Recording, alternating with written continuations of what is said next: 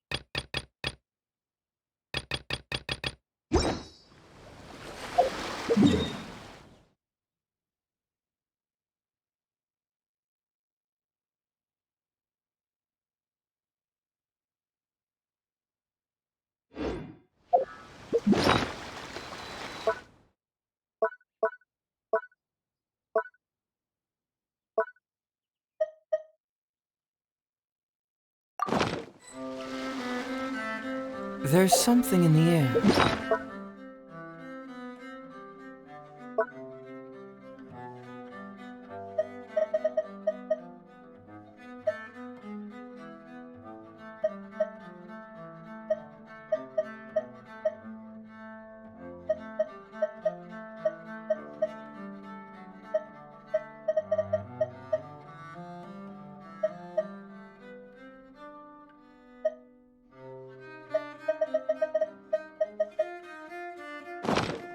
Something that tells me a new...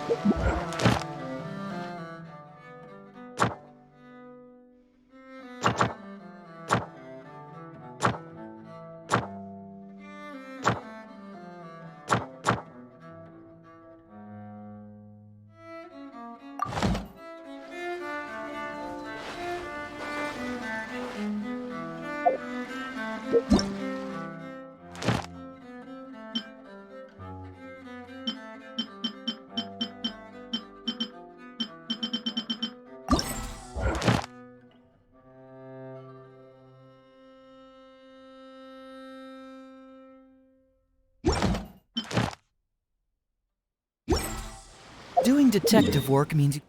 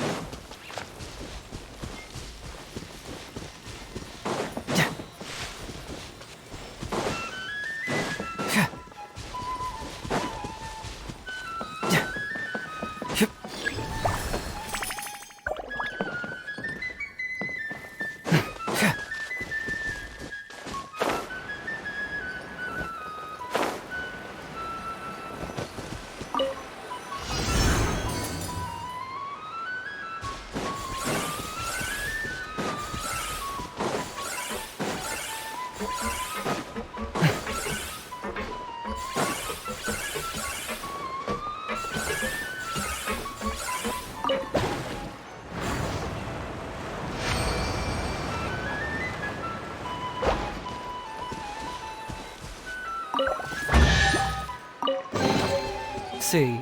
Just follow my intuition.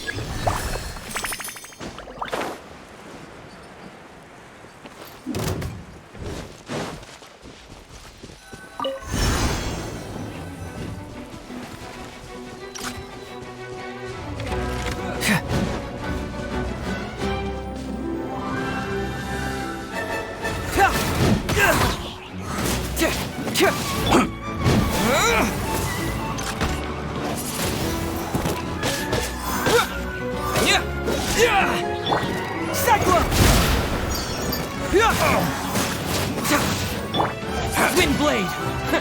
Let it rain!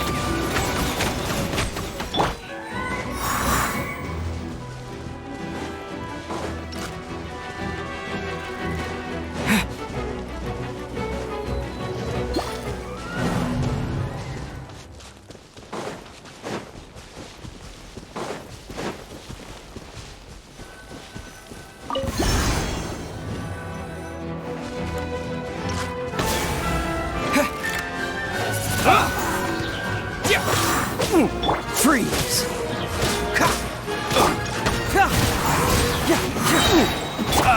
Wind blade! Confess! With the wind!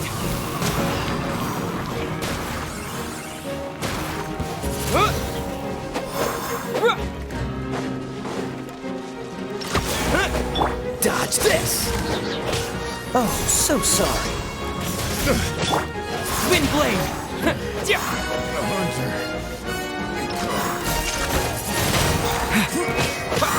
No one escapes my sight!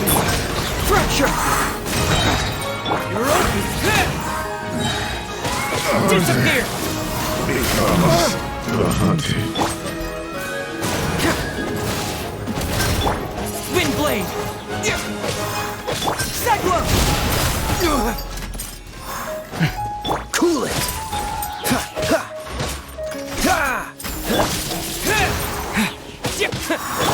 Bring it on! Freeze! Wind blade!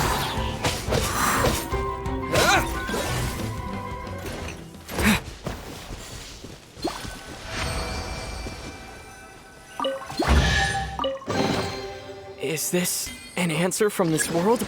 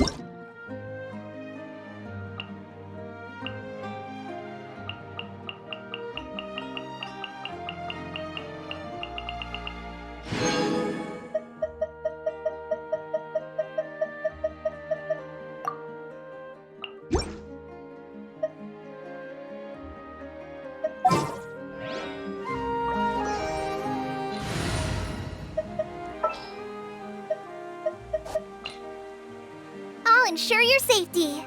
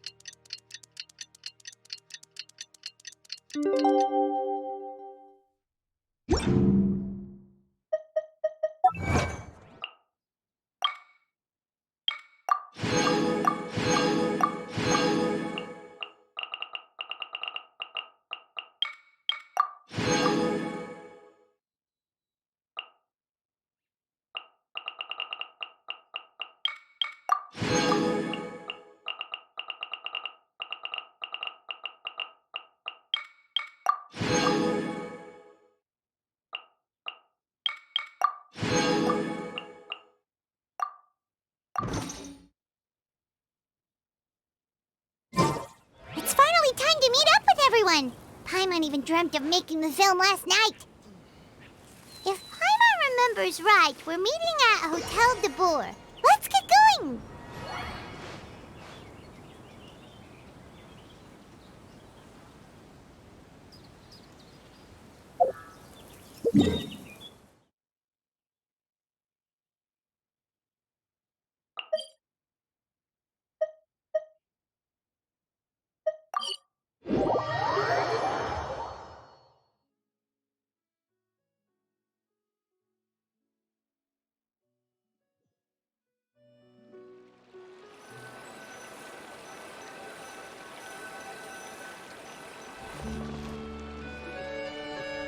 Ayaka! You're already here! Good morning. Xavier said yesterday afternoon went well. Yeah, and how about you, Ayaka? What were you up to yesterday? After we split up, Ayato went to see Udex Nervillette at the Palais Marmonia. I was originally thinking of going with him, but he said he could manage it himself. He told me to go see the sights around Fontaine and to enjoy the local culture. So I rode the aquabus with Yoimiya and visited the opera house on Aranias Island. Yeah, you wouldn't believe what we saw there! 2 mechanical puppets that were dancing together! You've already seen them, right? Yeah, those two! Amazing, aren't they? We sat and watched for quite a while. It was mesmerizing, like we could keep watching them forever. Oh, it was the same for us the first time we saw them, too! Afterwards, we went swimming at the beach! Well, diving, to be exact. It was the first time I ever breathed underwater! I held Ayaka's hand and we counted down together. 3, 2, 1, and then splash! We were beneath the waves.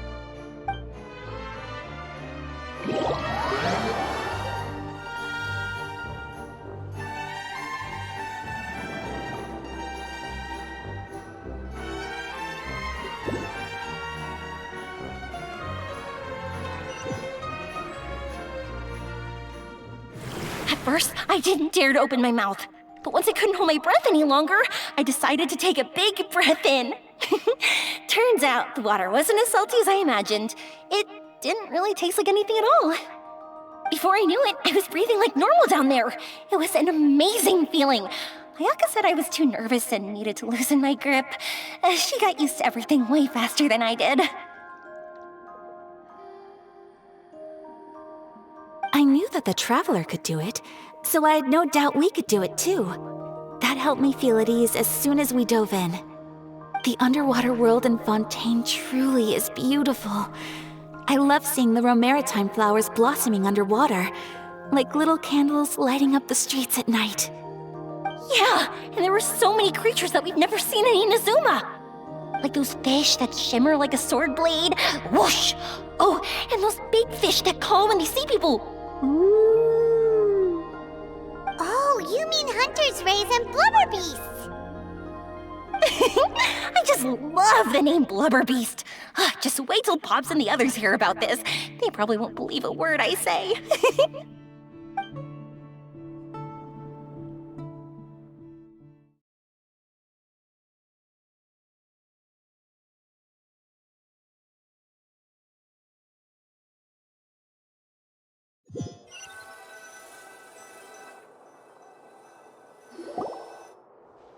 Yoimiya was down there for quite a while. It was dark before we finally rode the aquabus back to the city. I figured she'd want to sleep in today. Yeah, even I was worried I wouldn't be able to get up. I still felt like I was drifting in the waves when I went to sleep last night. But as soon as I woke up today, I remembered that we'd all be shooting a film together, and I was ready to go. Speaking of the film, where's everybody else? My brother and Xavier were speaking to the restaurant owner about using the place as a filming location. They should be here soon. As for the others, We're here. Please excuse my tardiness. I just finished the Special Patrol's 6-mile morning jog. Wait, 6 miles? I'm so tired. I heard you all chatting, so I decided to come down.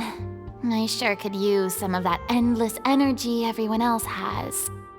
Good morning, everyone. Morning. Can someone fetch me a cup of coffee? More milk, hold the sugar. Sure, I'd be happy to do that for you. No, you can't go anywhere. Please, have a seat over here so I can get started on your makeup. The last thing I want is coffee stains on my costumes. I can get the coffee. It's the perfect job for an assistant.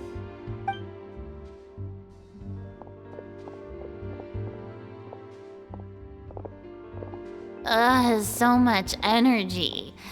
Seriously, what's her secret? Oh, Yoimiya's always like that. But you sure look exhausted, Farina.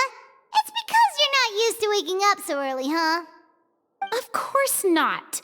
I spent the whole night reading the novel from cover to cover, marking sections that either need to be omitted or adapted. Wow, Paimon didn't expect you to be so thorough. Well, I was the biggest star in all of Fontaine after all. It takes more than just a pretty face to earn a reputation like that. I know how to get serious when the situation calls for it. I went all out when I was acting as an Archon, so why wouldn't I do the same for my own life? Here's your coffee, Director Farina.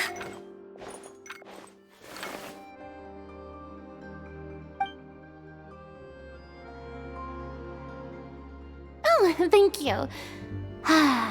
The sound of being called director and the aroma of coffee feels almost as refreshing as hearing the birds chirping in the morning. Oh, it seems everyone has managed to arrive on time. We've reached an agreement with the restaurant owner. We are free to use the second floor to shoot our film. Really? That's great! He is really looking forward to our film and hopes that providing his restaurant as a filming location will attract more customers. Well then, Mr. Xavier, I'll leave the rest to you. Okay, thanks. First, I'd like to introduce our new members. This is our prop manager, Veronique. She'll be in charge of all the film's props and items. And this is Bonneau, our lighting technician. He'll be in charge of lighting and illumination to set up each scene's atmosphere. Wow, sure feels like we have some real professionals joining the crew now. First of all, please allow me to first express my sincerest gratitude to everyone in the crew. When my investor informed me yesterday that he wouldn't be able to provide the funds, I really thought that this was the nail in the coffin for this film. I had no idea that I'd find so many people willing to help me on such short notice. Thank you. Thank you all from the bottom of my heart. No need to be so cordial, Mr. Xavier. We're all honored to be a part of this. Your works made a profound impression on me when I saw them back in Inazuma. I am sure that someday, this film will be remembered as a prime example of cultural exchange between Fontaine and Inazuma. Yes, the story is the reason I agreed to join. I can't bear to even imagine what this film would look like without the very best director. Anyway, I would like to make a promise to everyone. that as the producer of this film, I'll do whatever I can to ensure that everything goes as smoothly as possible. This is not just my film. It also embodies the thoughts and feelings of every person here, as well as the endless effort we are about to pour into it. So, without further ado, the Two Musketeers will officially begin filming now! You may take it from here, Director Farina. All right. Listen up, everyone.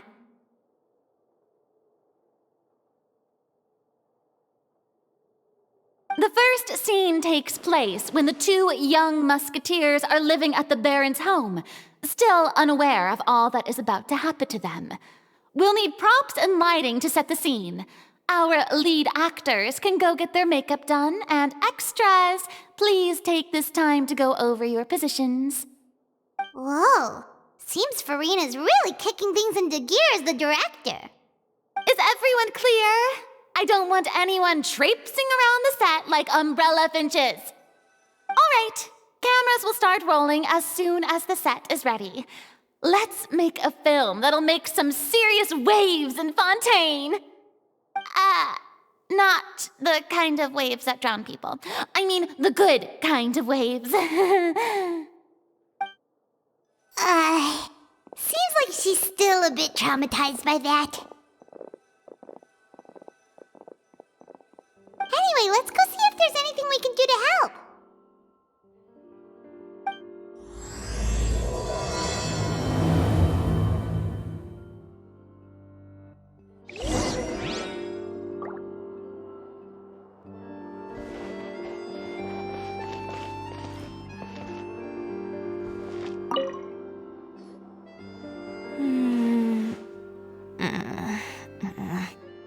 Ayaka has mentioned you to me before. She said that you two were great friends when you were kids. No talking. I'm thinking about how to do your eyeshadow. Ah, yes. To help me really look the part. To achieve a more young and naive look for this scene. Are you saying the wrinkles around my eyes are too deep? You just have too much of a calculating look in your eyes. You sure don't mince your words.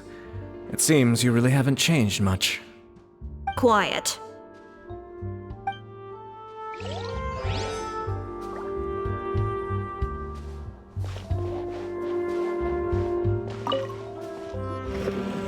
How about here?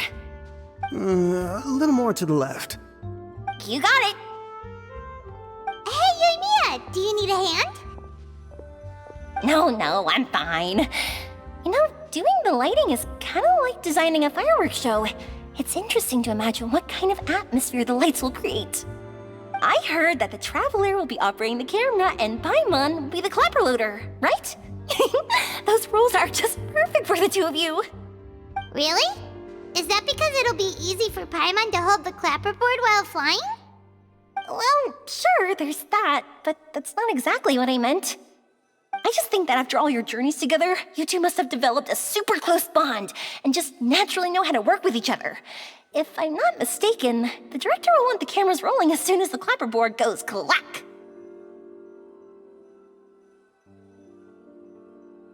Oh, I see! It's amazing to see the magic behind filmmaking. Yoimiya, we need lights over there, too. Oh, on it! I've got to get back to work. Chat with you later. Oh, it's exciting to see so many people working together to bring the film to life.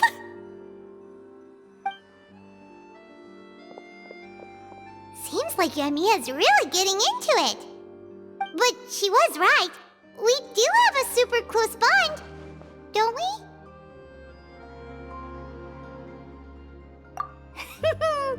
Paimon's really happy to hear that.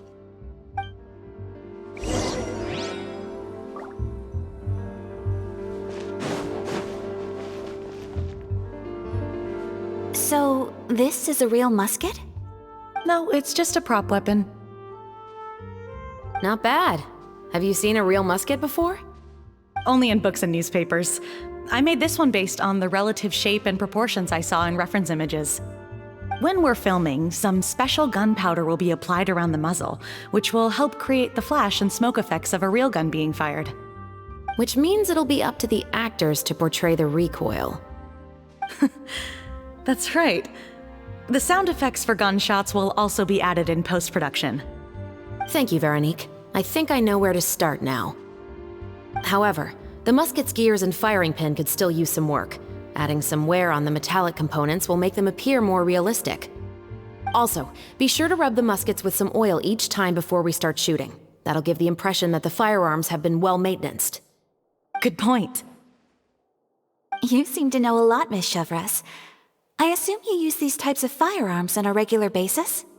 Yes, I perform routine maintenance on my weapons every day. Just like we as people need to eat and sleep, muskets need to be cleaned and maintained. I also perform similar care for my sword every day, and familiarize myself with its shape and weight, to the point where it feels like a natural extension of my body. Yes, this way, our weapons will never betray us in the heat of battle. Yes, well said. It seems we have the same philosophy on this topic. Oh, sounds like they found a common interest to talk about. Though these props differ from the muskets I use, I can still give you some pointers. Good. I look forward to your instruction. First and foremost, never point the weapon at anyone, regardless of whether it's a real or prop weapon or whether you're holding it or it's on the table. This holds for any time when you're not actively engaging an enemy. Okay, understood. When aiming the musket, extend your arm so that it's level with your shoulder and use your eye to look down the weapon's sights. Like this? Not bad. Now, try saying your lines. This is the end of the road for you. Good. Now turn your body a little. That way, you'll give your enemy less of a target to work with. And relax your shoulders. Here, allow me to demonstrate. This is the end of the road for you. Huh. Excuse me, Miss Chiori. Director Farina, there's something I wish to discuss with you. Oh? What is it? Like this? Yes, much better. What do you think? I do see your point. But are you sure you wish to do this? I believe it would be most fitting. Well, if you insist. All right, I understand. Miss Ayaka, Miss Chevres, could the two of you please come over here? Huh? What's going on? Are we gonna start filming now? Let's go see. What is it? I have a question for you, Miss Chevres. Would you be willing to play the role of a musketeer? What? To clarify, I would like to turn over my role to Miss Chevres. But brother... Don't worry, Ayaka. I actually view this as a good thing. I was becoming troubled trying to set aside some time to speak to the staff at the Palais Mermonia. I would like to have some conversations about the cultural exchange between our two countries, and I've heard that the bureaucratic process here can get rather complicated. Now, I will be able to focus on my work. Besides, you also know that I'm not really one for public performances. Are you really sure? From a director's point of view, I also felt like the relationship between the two musketeers in the original story could be improved. The older brother in the story plays the lead role with his overbearing character, but this causes his character to overshadow that of his sister, and the theme of the two supporting and relying on each other isn't conveyed very well. But if we were to change the siblings to two sisters of a similar age, then that aspect of the story might come through more clearly. Also, I've seen you instructing Ayaka. That cold and dignified personality is exactly what we need for the older musketeer. Of course, even with all these insights, the decision should still be made by Miss Chevres. Chevres mentioned that she really likes the story, right? Paimon bets that she'll take the role.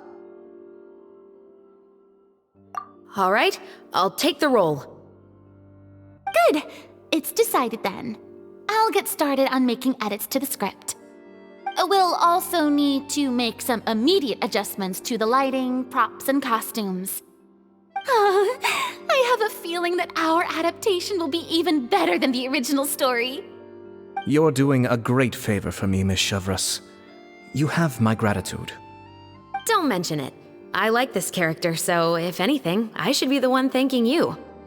Well, since my brother is the one who brought up the idea, I suppose there's no need to worry. Let's go, Miss Chevreuse. I look forward to working with you. Please, just call me Chevreuse.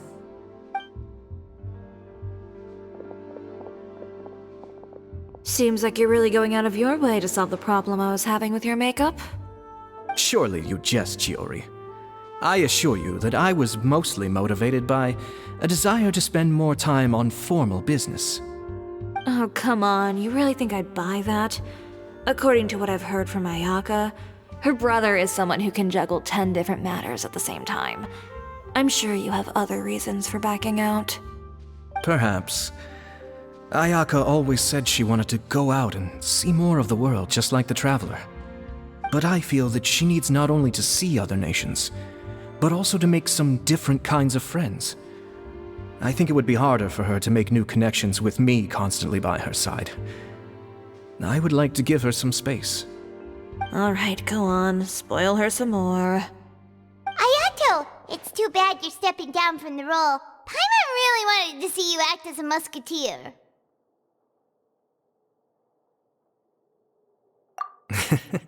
No need to poke fun at me. I'd wager that you also felt that I wasn't the best candidate for the role. It's a little hard for Paimon to imagine you saying those lines. Yes, I've made an appointment to meet some people from the Palais Mermonia. Now, I will have some more time to prepare. Traveler, get the camera ready. Paimon, get the clapperboard.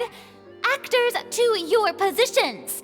We're about to start shooting the first scene. Go on now.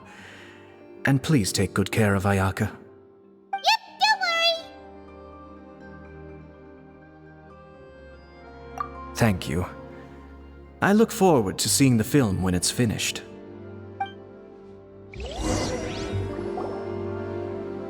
All right, now that we're all here, let me help set the scene for everyone.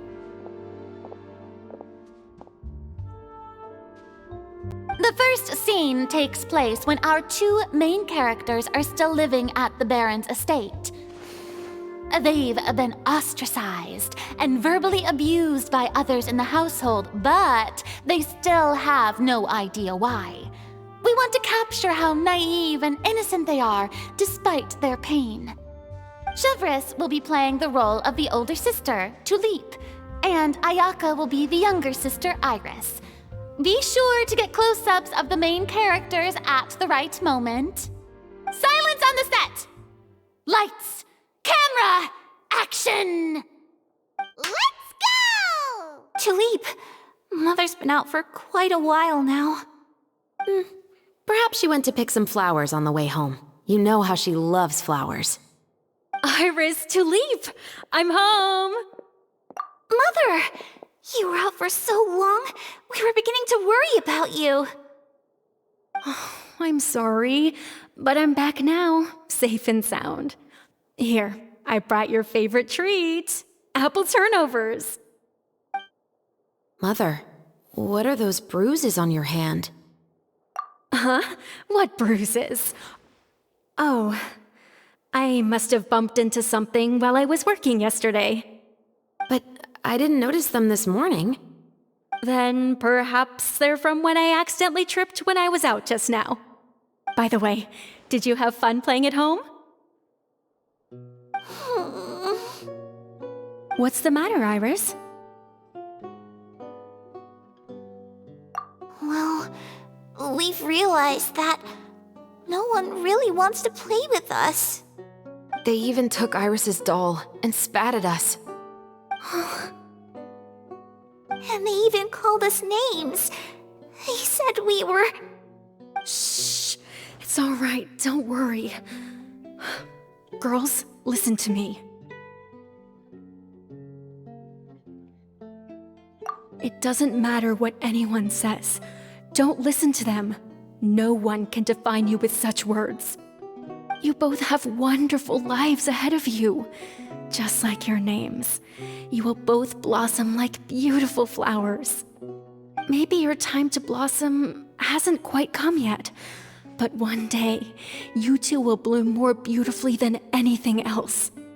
Don't let the soil you're in now ruin your future beauty. Understand? My dear daughters. And cut! Not bad. The actors' emotions were all on point. Let's keep that take. Also, if our clapper loader could avoid shouting at the start of the scene next time. Oh, got it. Great. I was a little worried that my nerves would get the better of me. What about you, Chevros? I felt fine. The lines weren't too difficult at all. Seems like Farina must have adapted the role nicely. You two were great. I couldn't tell it was your first time acting in a film. You should have more confidence. Thank you for your encouragement. Positions, everyone! We'll move on to the next scene after we try a few more camera angles.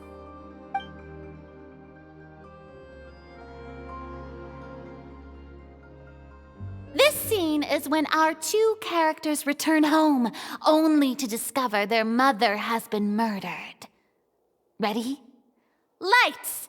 Camera! Action! Mother, we're back! Mother?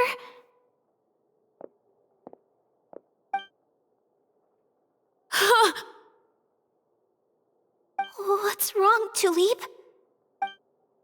Iris, stay away! Huh? Why? What's... Mother! Mother... She's... Huh? There's poison in this cup. Huh? I could have sworn I've seen this kind of cup before. Those aristocrats. They didn't even try to cover up their actions.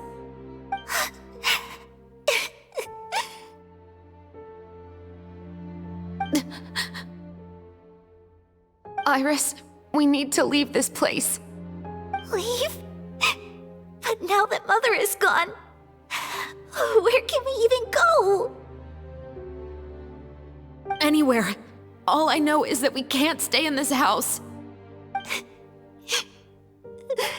But are we just going to let them get away with this? We'll have our revenge, I promise you. Just not right now.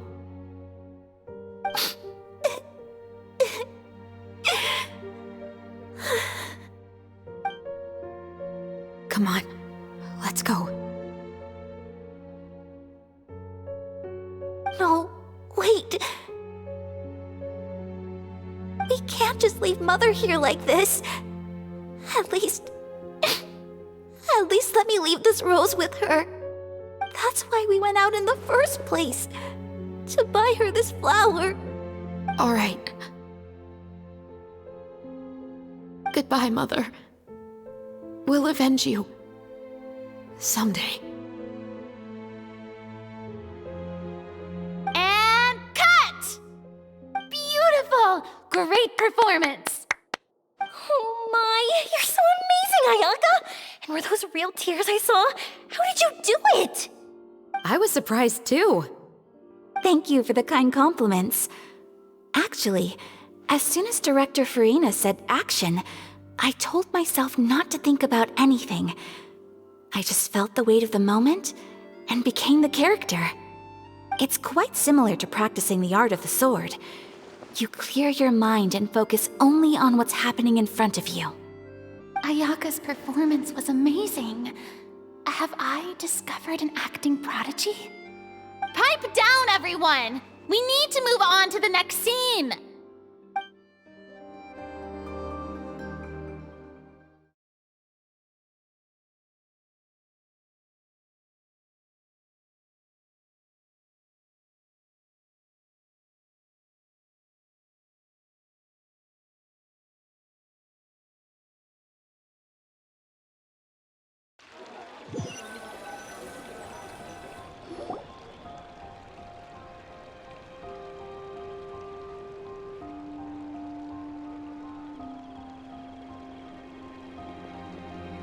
Huh?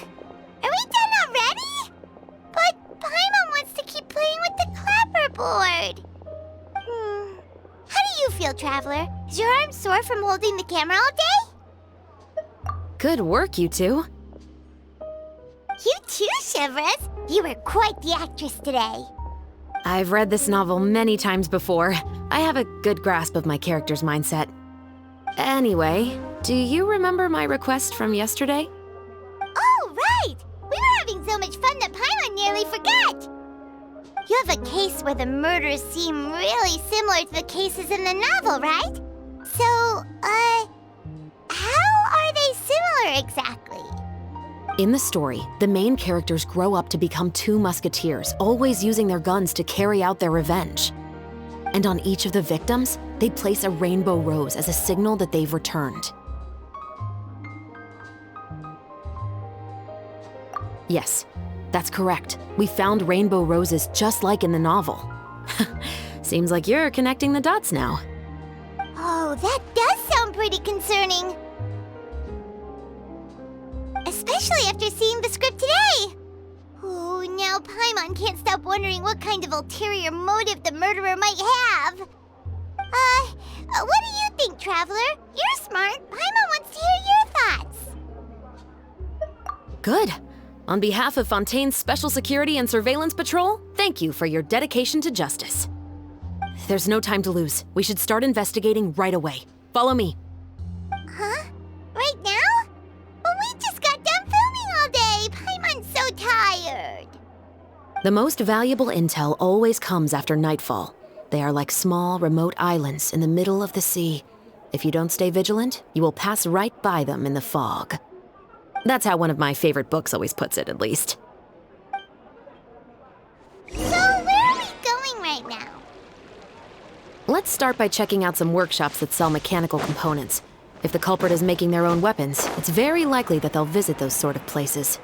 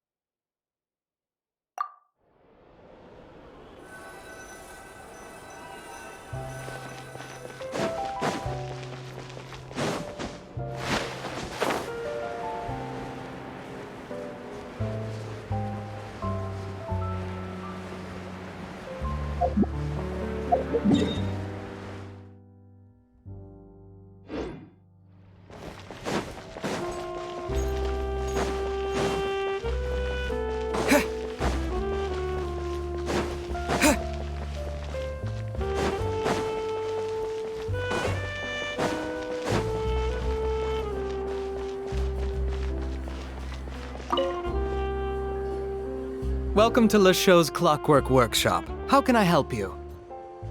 Hello. I'd like to know if anyone has purchased some special components lately.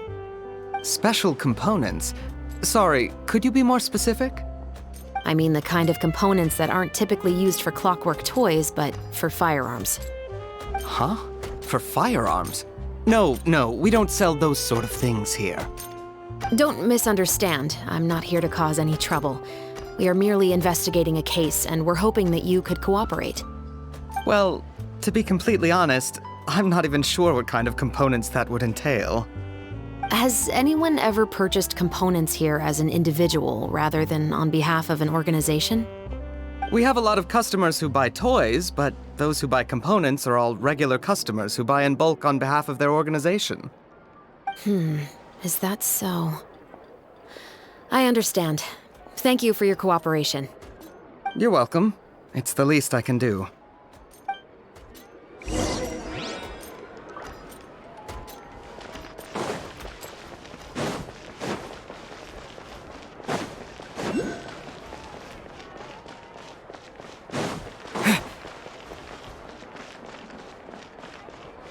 Ad Astra.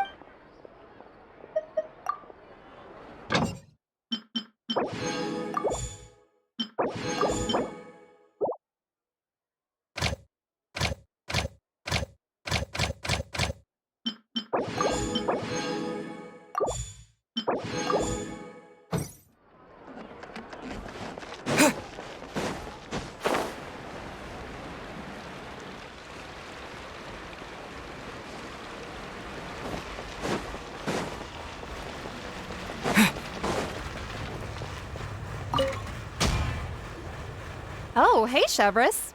Run out of oil for your musket again? Hello, Estelle. I want to know if anyone has come to your shop recently to order some firearm components. Oh, is this another case? Let me think.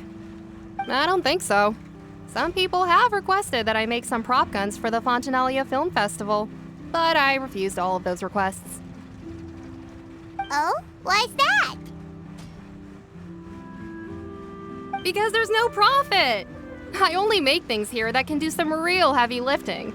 I don't have the energy to make some new molds just for the festival. Then has anybody come specifically looking for mechanical components? Well, I usually sell off my scrap to the Fleuve Cendre. I don't typically give them to one specific person. I understand.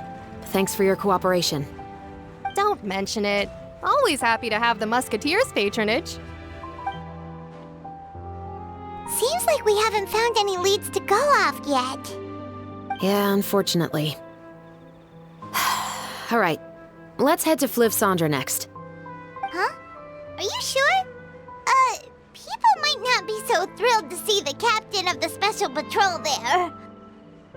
You think so, huh? Then I guess you don't know. Huh? Know what? That I grew up in Fleuve Cendre.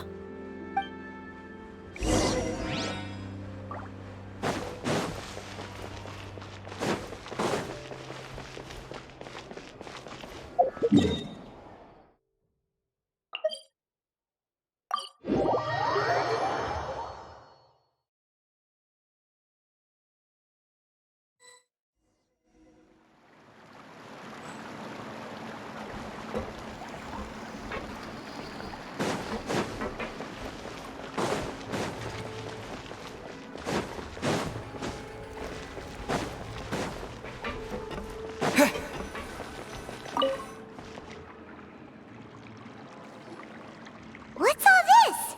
Some broken planks and barrels, as well as some liquor bottles? Yes, but have a closer look, Paimon. Hmm? Even though somebody has purposefully tried to clean them up, These are obviously marks from musket bullets. In other words, someone was here trying to improve their shot. They were using the barrels and bottles for target practice. Could it have been the killer? Your guess is as good as mine. Although many people at Fleuve Cendre own guns, few hide the fact from others. And even fewer would go to such lengths to hide markings from practice shots. Anyway, let's go. There might be more to this.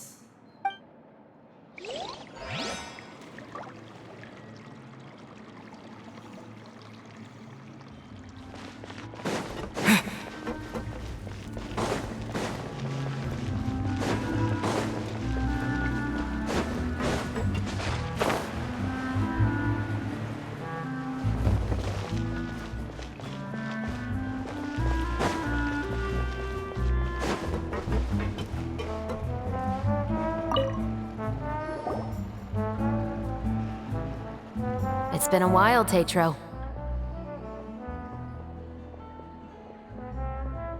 Please, just get on with your request. I want to know if you've heard anybody talking about muskets lately. Information isn't free, you know. I've heard that bandits have been extremely active in the countryside recently, and they've been affecting the delivery of goods to Poisson. I can allocate some more manpower to help out with that problem. What do you say? You're still as helpful as ever. One of our men got drunk at dinner about a month ago and lost his gun. 3 days later, it turned up in the corner here. What's weird about that? He just forgot where he put it, right? This is Fleuve Cendre, my friend. Anything of value left in the tavern won't ever make it to the next day. But that gun turned out to be an exception. It didn't get any new wear and tear on it, and didn't even appear to have been fired. We were quite mystified as to what could have happened. I suspect it came back because the weapon was already known to the guards. You mean, a criminal was afraid the Marechaussee Phantom would use the shot marks to track them down? Maybe. But if that's the case, the culprit really took great care to avoid getting caught. I didn't say anything about a criminal. In Fleuve Cendre, knowing who was killed is as easy as knowing what clothes you're wearing today. It's the guy living in the east side, isn't it? I've never liked him. Every time he's here, he just orders a drink and sits there with a nasty look in his eyes. So, who was the one who lost the gun in the first place? Don't bother. Even if you ask, he wouldn't admit to owning a gun to some strangers. Not to mention the captain of the Special Security and Surveillance Patrol. He's right. I know you grew up here, Chevreuse. Even though you're on good terms with the Spina, you've still been gone too long. Not many people know you here now, and a lot of people don't like the Special Patrol. I know. So take my advice and don't show your face too much around here. It's for your own safety. I'll come and go as I please, and I'm afraid I'll be appearing more often due to my work. All right. Don't say I didn't warn you.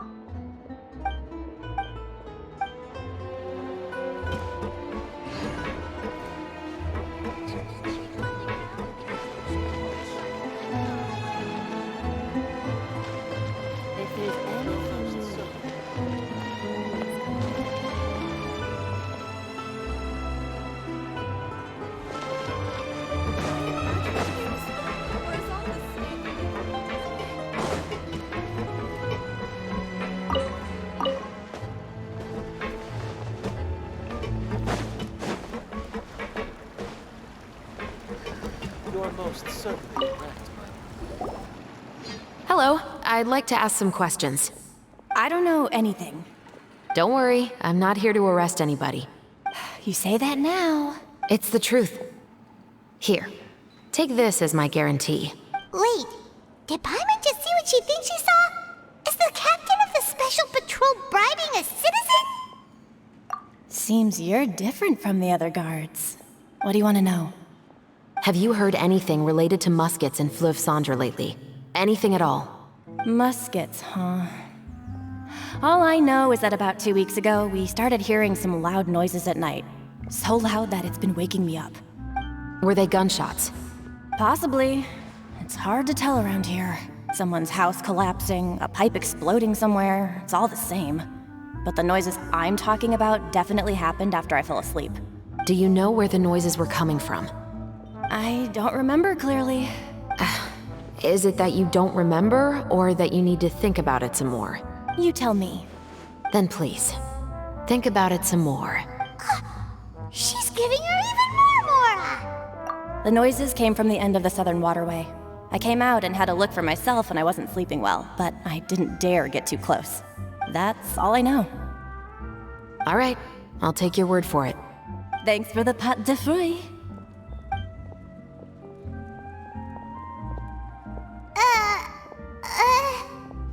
No need to be surprised. I grew up here, remember? I know how to get people around here to talk. Seems you catch on pretty quick. Now then, let's keep going. Seems like that's all we'll be able to uncover for today. Paimon feels like we managed to learn a lot more here than up on the surface. Yes. Assuming that everything we found is indeed connected to our suspect, then their timeline was probably something like this.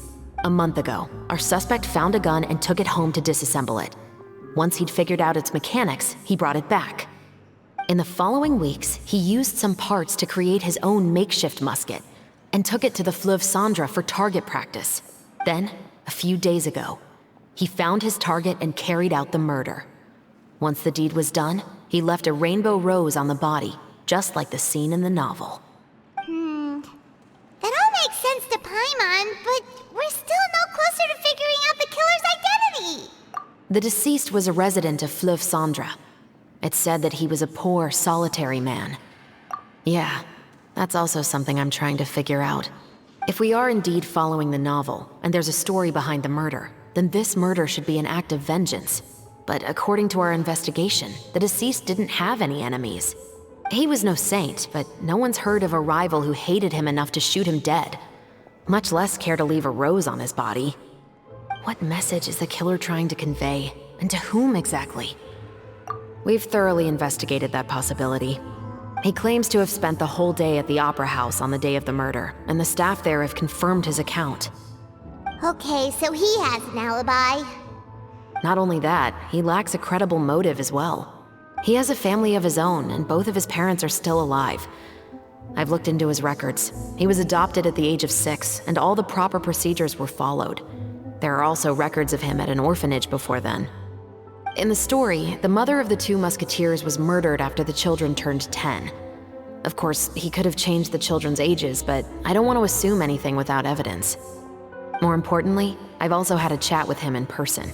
He didn't seem like the kind of person who would pull the trigger to kill a man. Then, what should we do now? We have all this new information, but it doesn't help us move forward. Investigations take time. I didn't expect us to catch the culprit in just a single day. How about this? Let's spend the next few days filming with the crew. We can continue the investigation once we're done with the film. I'm sure that given time, new leads will present themselves. Wait, but weren't you saying Intel is like small, remote islands in the middle of the sea just a moment ago? Wouldn't you just miss them if you were to stop looking? Ah, but the book had more than one reference to the islands, Paimon. Oh? What else did it say then? As long as you spend enough time sailing through the fog, you'll eventually come across an island.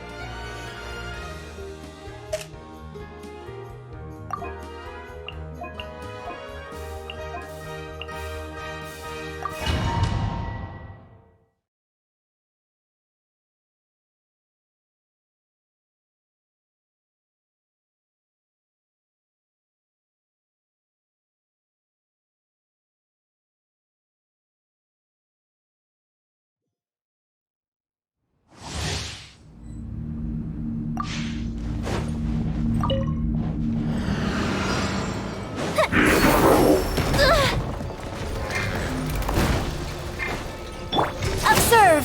Break a leg! This moment will be frozen in time. Cool it! It's filming time again! Our schedule is jam-packed for the next couple of days, too. We've got so many different locations and sets to cover. Anyway, let's head out and meet up with the others.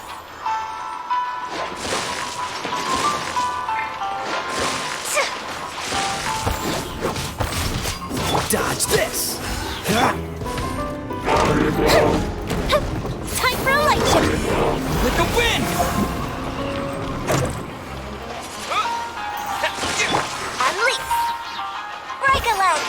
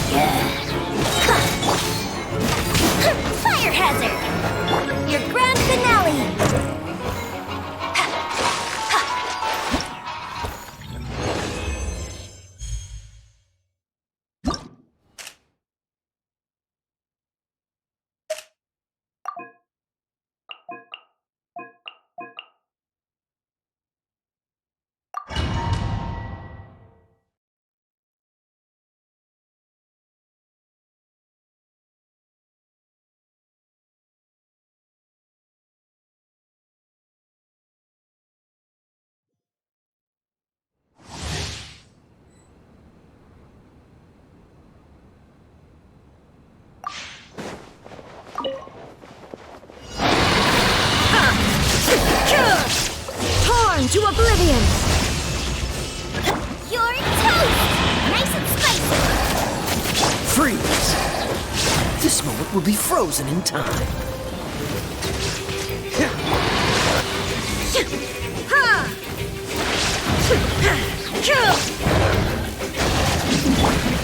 Inazuma shines eternal! Illusion shattered! With the wind!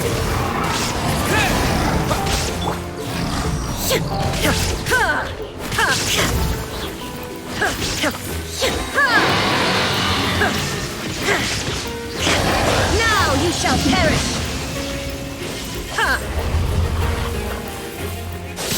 Luba, get them! Insolent, shine down!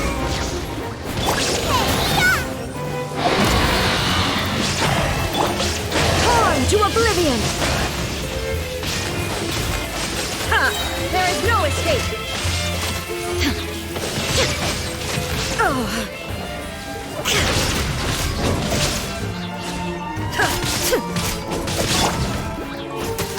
Shine down! Inazuma shines eternal! Oh, so sorry. Eat this! Illusion shattered!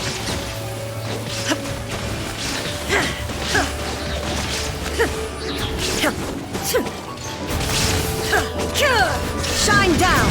Torn to oblivion!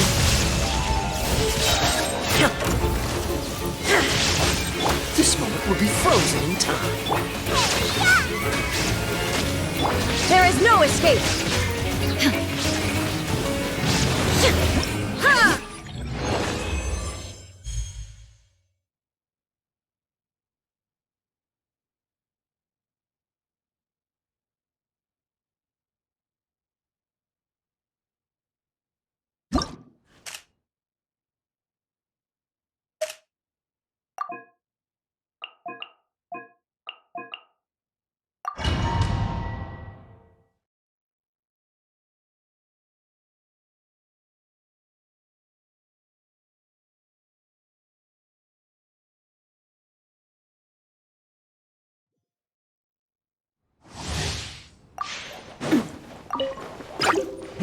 Watch out! A proper send-off! From this... Watch out! Everyone on me! Charge!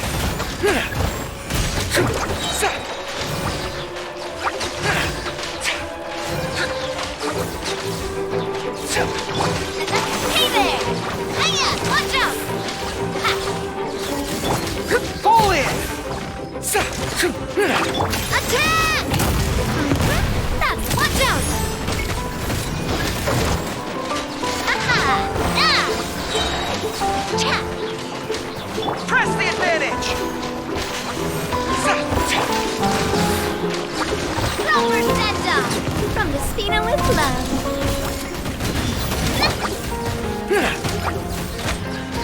Charge! Hey there!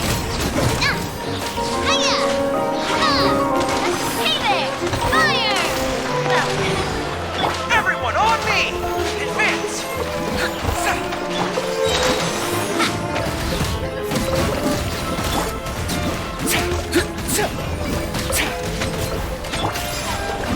Fire! Well, what's coming at ya? All in! Press the advantage!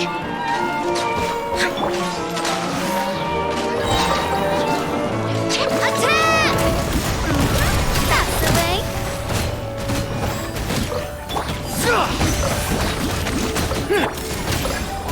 Head left!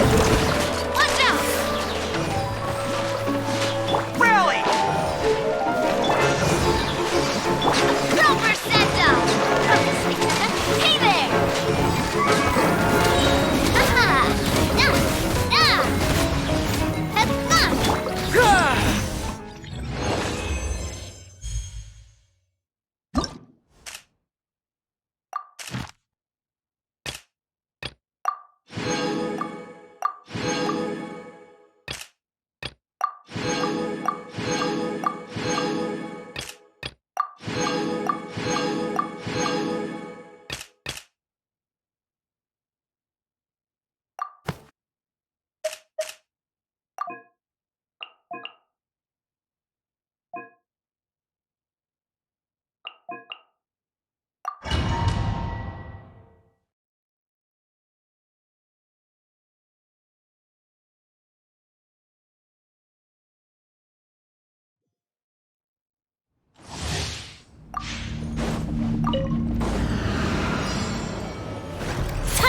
show.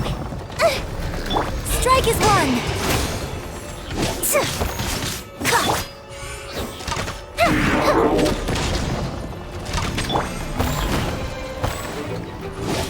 Here come the fireworks.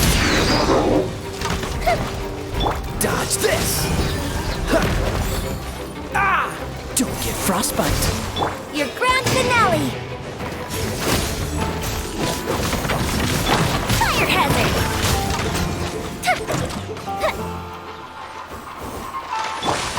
Unleash. Just to repeat. Strike is one. Observe.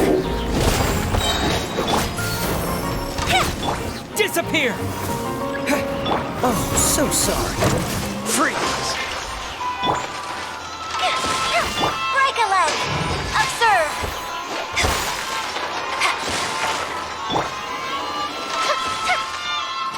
Time for a light show.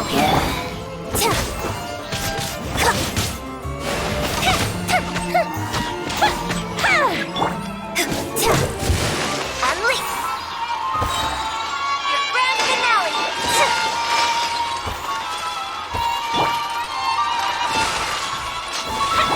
Observe. Here come the fireworks. Fire hazard. Strike is one.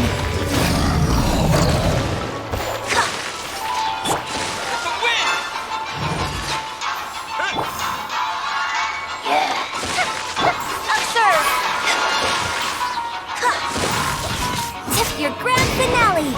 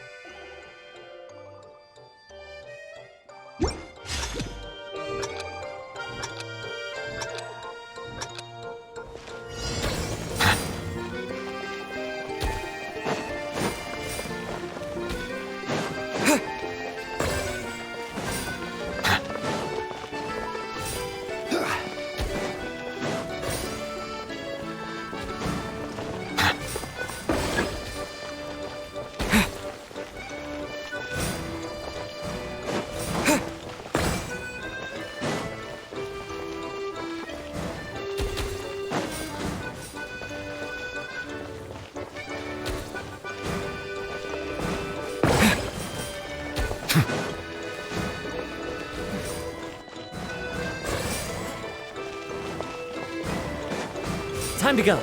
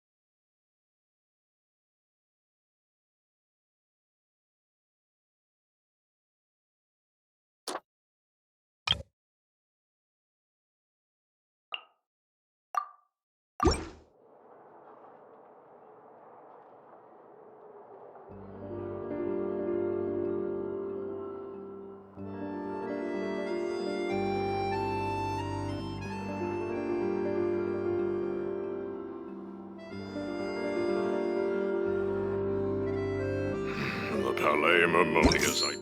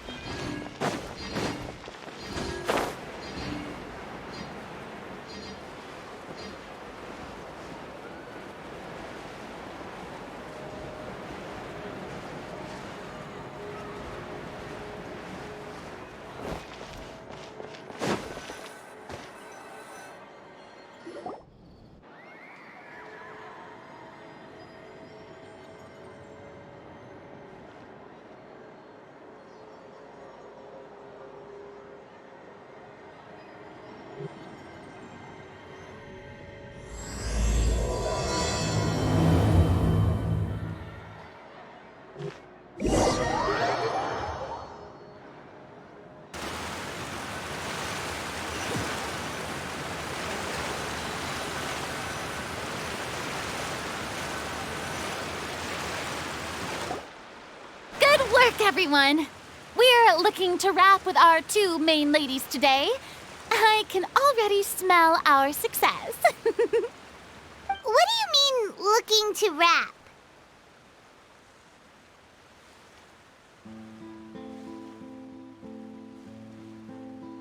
Oh, aren't you the expert now?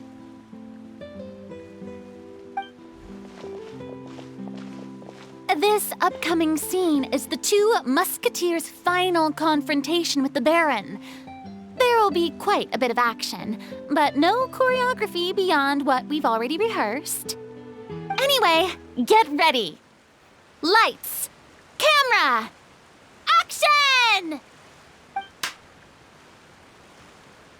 The view is beautiful tonight.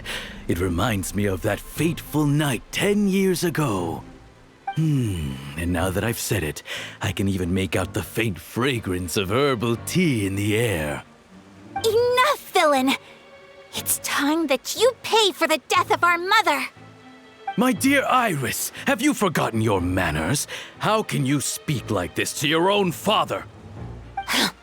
I'd sooner swallow all of my teeth than call you father. What did I expect? Seems the daughters have turned out to be just as obstinate as their foolish mother.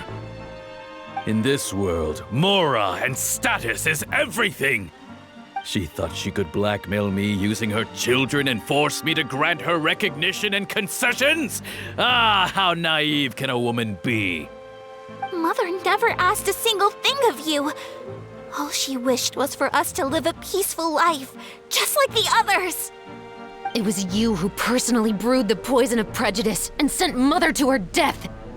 Compared to that deadly poison, the 2 bullets that will soon pierce through your heart will be like sweet mercy. And that's exactly why I said you're just as naive as her. Did you really think 2 muskets would be enough to defeat me? So let's see. What is stronger? Mora and power, or the 2 muskets in your hands? Get them! Tulip! There are too many of them! It'll be okay. We'll cover each other, Iris. And Mother will be watching over us, too. Take flight! Ha!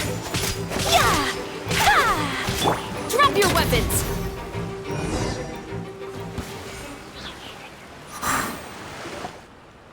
You've lost. To think I'd lose to my own 2 kids. We are no children of yours, and we'll never call that place our home. Then tell me, what did you do all this for?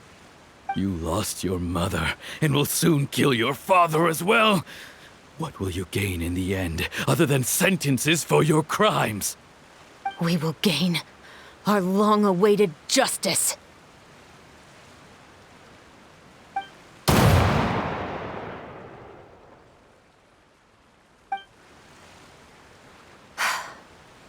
It's over. Finally, it's over.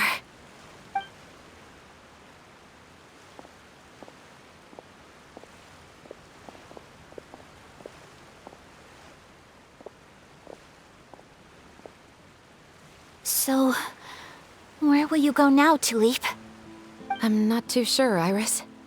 Maybe somewhere with lots of flowers? After all, Mother always did love going where the blossoms were. What about you? I want to go visit Mother's grave. Yeah, that's not a bad idea. Huh? Tulip, look!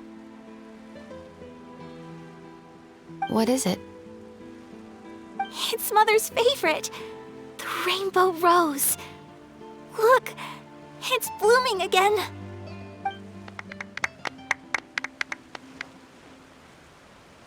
Excellent! That was beyond mesmerizing. Even I didn't expect the scene to go so well. And we got it in a single take. All right, everyone. we've got a wrap for Tulip and Iris. Congratulations, Ayaka and Chevres! Thank you. I didn't expect our parts to wrap so quickly. I wish I could savor the experience for just a bit longer. Paimon totally understands. Paimon's not ready to say goodbye to the clapperboard either. Filming has really been a lot of fun. You were great too, Chevres. The way you said, long-awaited justice. It gave Paimon chills. That is indeed my favorite line in the whole book. I still remember trying to act it out in my room the first few times I read it. Whoa, Paimon would have never guessed you're that type. Who doesn't like stories where the guilty are punished and justice prevails over evil? Don't forget, I'm the captain of the Special Security and Surveillance Patrol. Captain, I have something urgent to report. Please excuse me, everyone. I'll be back in just a moment. It's okay, don't worry about us.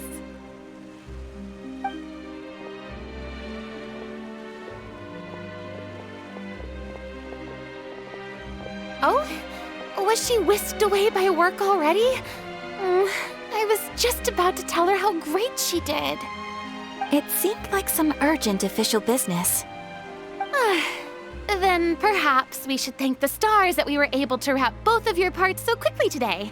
Switching around the filming schedule would have been a real pain. Anyway, I actually came over to let everyone know that we're all done for today. You can go home and get some rest. And one last thing, Miss Ayaka. Your acting skills today were immaculate as always. Are you sure you won't consider taking up full-time acting? See, I just happen to know this great troupe that's still looking for a lead actress. Thank you for your kind words, Director Farina. Unfortunately, there are still many matters that I have to take care of back home at the Yashiro Commission. I cannot remain in Fontaine to pursue an acting career. Nevertheless, I will make sure to treasure this incredible opportunity in my heart. Oh, that's a shame, but I understand. Just let me know if you ever change your mind. I believe it's also about time for me to take my leave. But hopefully I'll see you on set over the next few days. Even though my part's wrapped, I'd still like to swing by and help out the crew. See you tomorrow, Traveler and Paimon. Yep, see you tomorrow! Well, what should we do next? Maybe we'll go investigate the case some more with Chevres today. Traveler, Paimon, please come with me. Huh? Where are we going? You could say that our ship has finally chanced upon one of those small, remote islands of intel.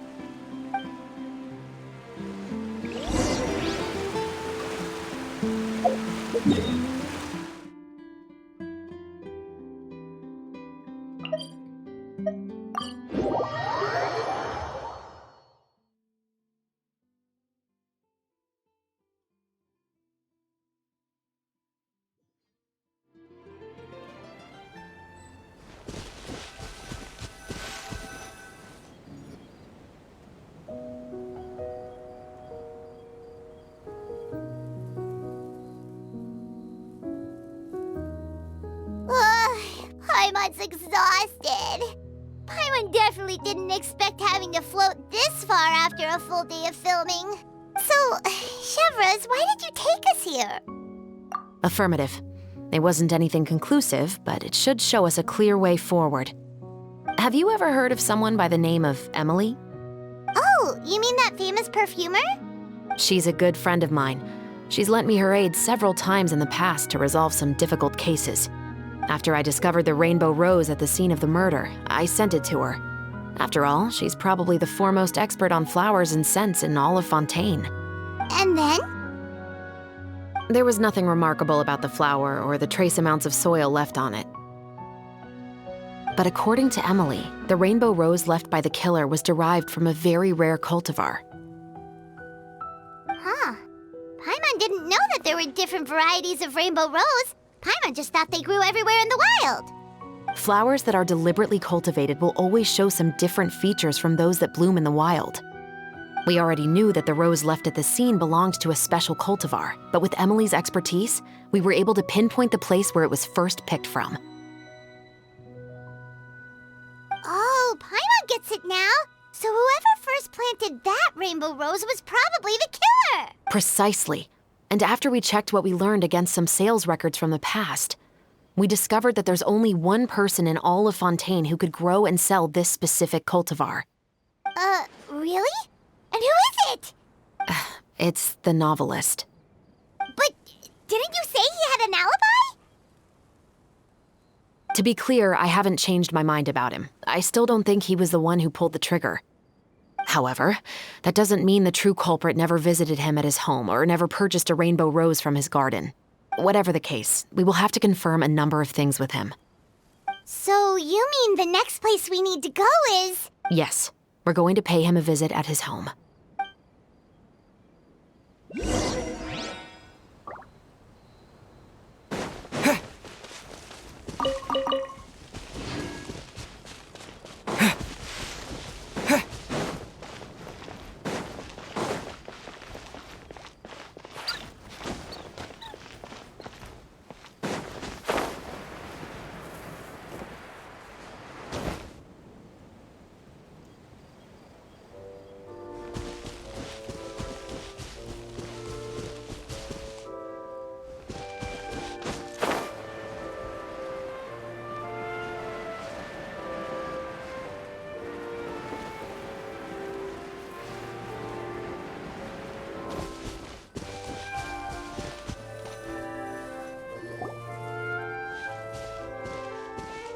That should be his house.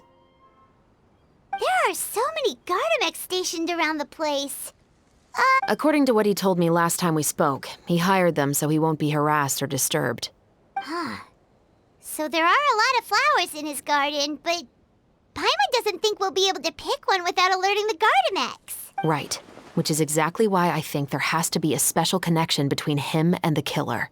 So, should we knock? Just wait here for now. I'd like to take care of a number of those Gardamex first. But they're so far away. How are you planning to do that? Don't forget, Paimon, I'm actually the real-life captain of the Musketeers.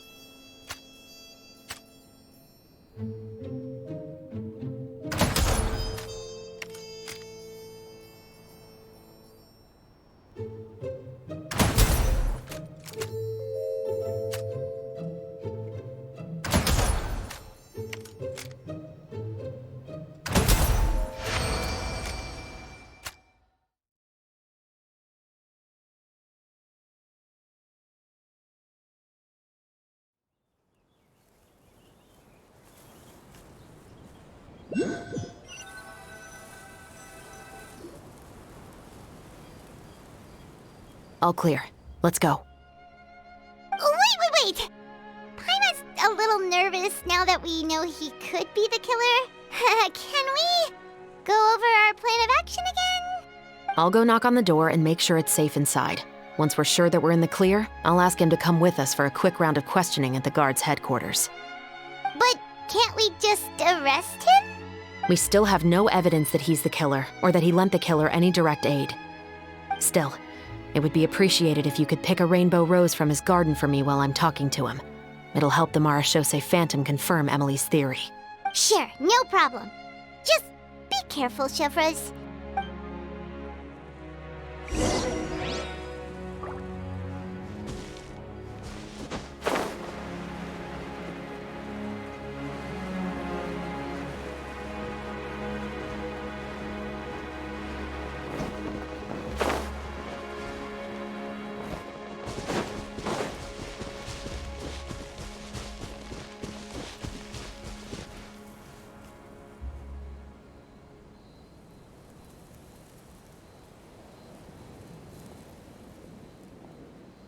Excuse me, Mr. Baptiste, are you home? Who could it be at this hour? Oh, it's you, Officer Shavras. Would you mind accompanying me to the guard's headquarters, Mr. Baptiste? We would like to ask you some questions about a case. Oh, is it still regarding the murder case from before? I cannot confirm or deny that at this time. So it is then. Listen, I need you to come with me, Mr. Baptiste. Miss Shavras, I'll save you the trouble. Oh, and you two over there? There's no need for you to pick my flowers either. It's not time for them to bloom yet. Oh! Okay.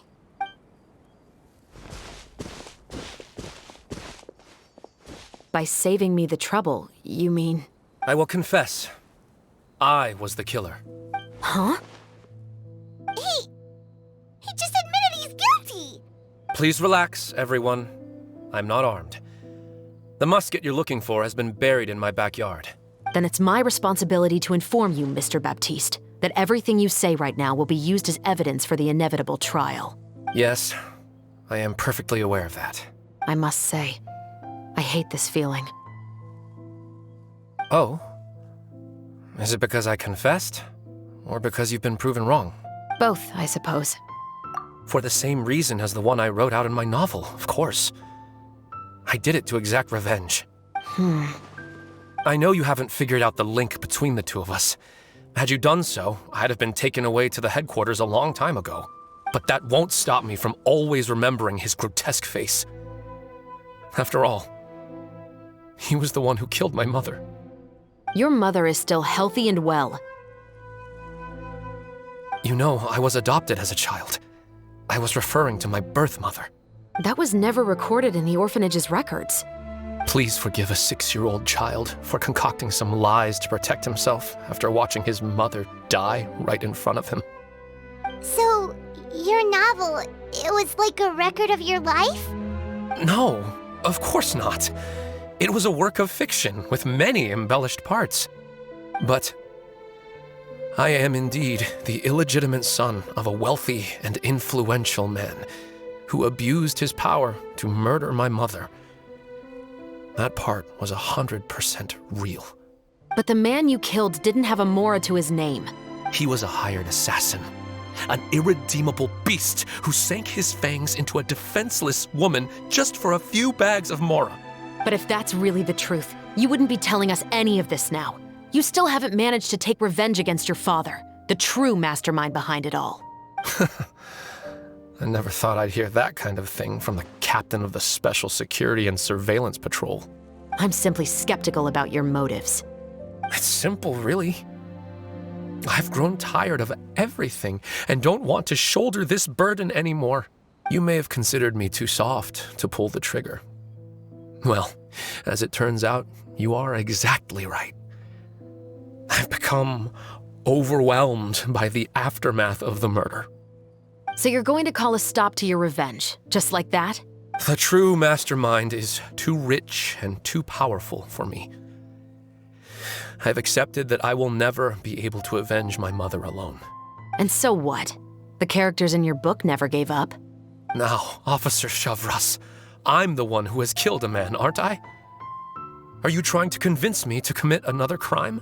What's your father's name? How do you plan to prove the veracity of all of your claims? Well, I'd like to speak with you privately.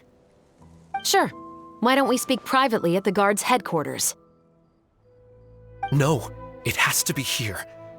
I must ensure that we won't be overheard. Fine. Let's talk here.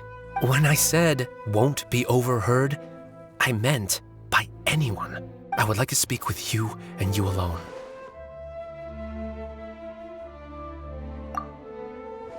Thanks. I appreciate it. Please stay safe, Shavras. All right. Let's hear it. Will you really believe what I'm about to say? Well, that depends on what you're going to tell me. Fair enough. Fair enough. Then listen closely.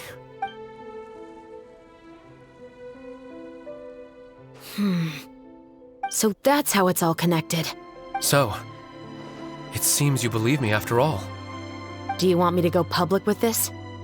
No, of course not. At least, not right now. Then why did you bother telling me? You've read my work. What do you think? Even if you were to go public with all of this right now, he'd simply deny everything. It's been too long. Almost 20 years. Anything that could be used as evidence has long faded away. Even if there might have been a solitary island of truth once upon a time, it has long sunk beneath the waves by now. Justice will never find him. Not if you don't try. I know that as the captain of the Special Security and Surveillance Patrol, you will always stand on the side of justice. But do you really think a cushy life in prison really constitutes justice for him? I bet he could lead an extremely comfortable life in the fortress of Meripede. What are you trying to say? I've been observing you from a distance. Your portrayal of the musketeer was exquisite. Pull the trigger of justice against him. Let the villain get what he deserves. You want me to let you go so you may complete your revenge? No, Officer Chavras. I know that would be impossible. No. What I'd like is for you to perform the deed on my behalf. Oh, Chavras sure is taking her time. What could they be talking about anyway? Oh, Paimon's worried. What if he decided to attack her? Oh, you do have a point.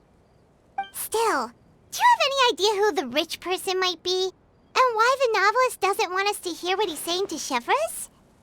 Sorry to keep you waiting, you two. Hey, how did your talk go? I've already sent someone to escort Baptiste back to the headquarters for questioning. He wasn't lying about the musket. It was indeed buried in his backyard. But what about the name? Did he tell you the name of the rich guy? Yes, he did. But for now, I have to return to the Special Patrol. There are still a few loose ends I need to tie up.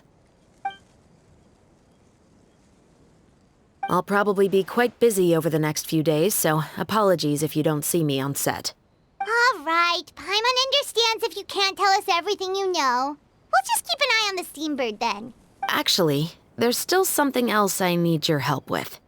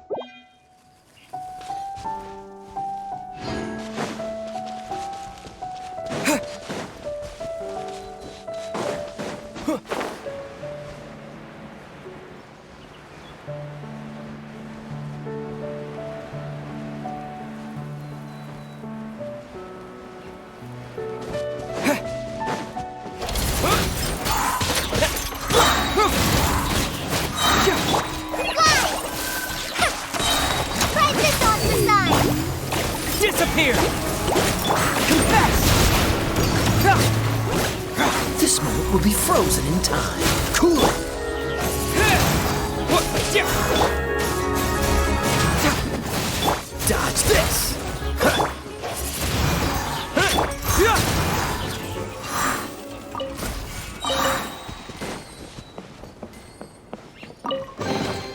See?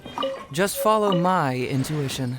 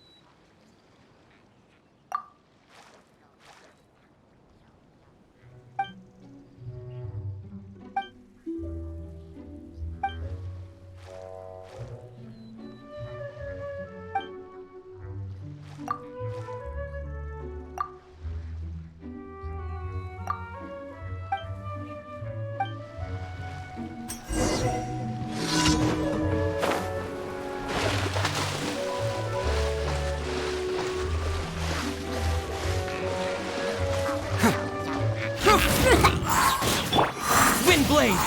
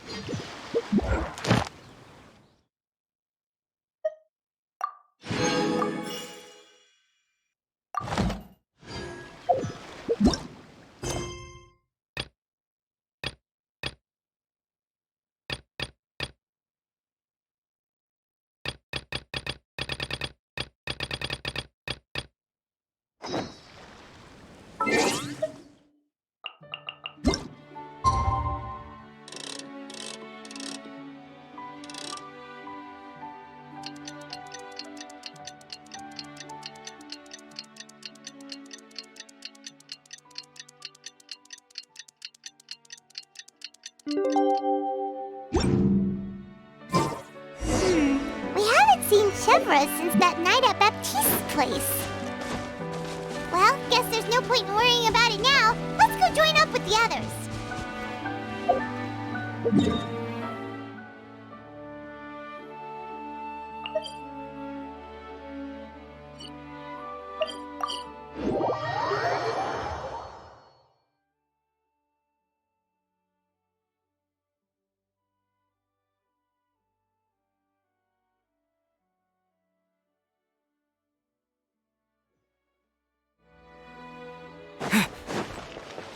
Ad Ast.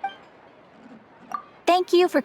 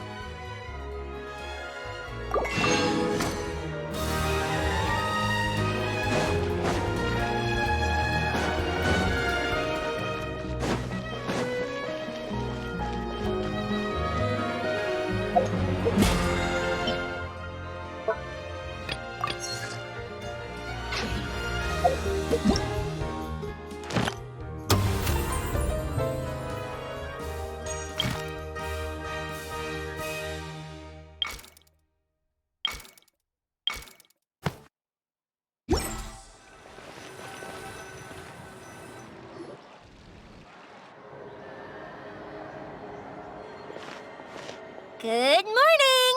Hayaka and I were just talking about you. Is Chevra still not joining us today? Probably not. We haven't seen her either. Huh? That's such a pity. Director Farina said that we've only got a few small scenes left before wrapping up the entire thing. She even said that she'll get me into a couple scenes, so everyone will have a chance to shine in front of the camera. We were also planning on having a victory feast once we're all finished filming. You can join us, right? If only Chevros was here. I still haven't taken a photo with her. I'm afraid that can't be helped. Those special patrol folks are like phantoms when they've got a case on their hands. But to be honest, I'm even more concerned by what I read in the Steambird earlier this morning. It said that the killer in the murder case was none other than the author of the 2 Musketeers. Oh yeah, I heard about that too. He came forward and confessed his crimes, but gave no explanation as to why he pulled the trigger. We didn't know about this case at all when we joined the film. Is it going to affect the reception of our work? From a pure publicity standpoint, this will draw a lot more attention to our film. I have to say, though, that no director can be perfectly comfortable with garnering attention through means other than artistic skill. To be fair, I feel like that ship sailed the moment you allowed yourself to be named as the director on our posters. It's not my fault that I'm super popular. What was that saying again? My popularity has, Sunk to an all-time low? spread to the 4 corners of Tibet.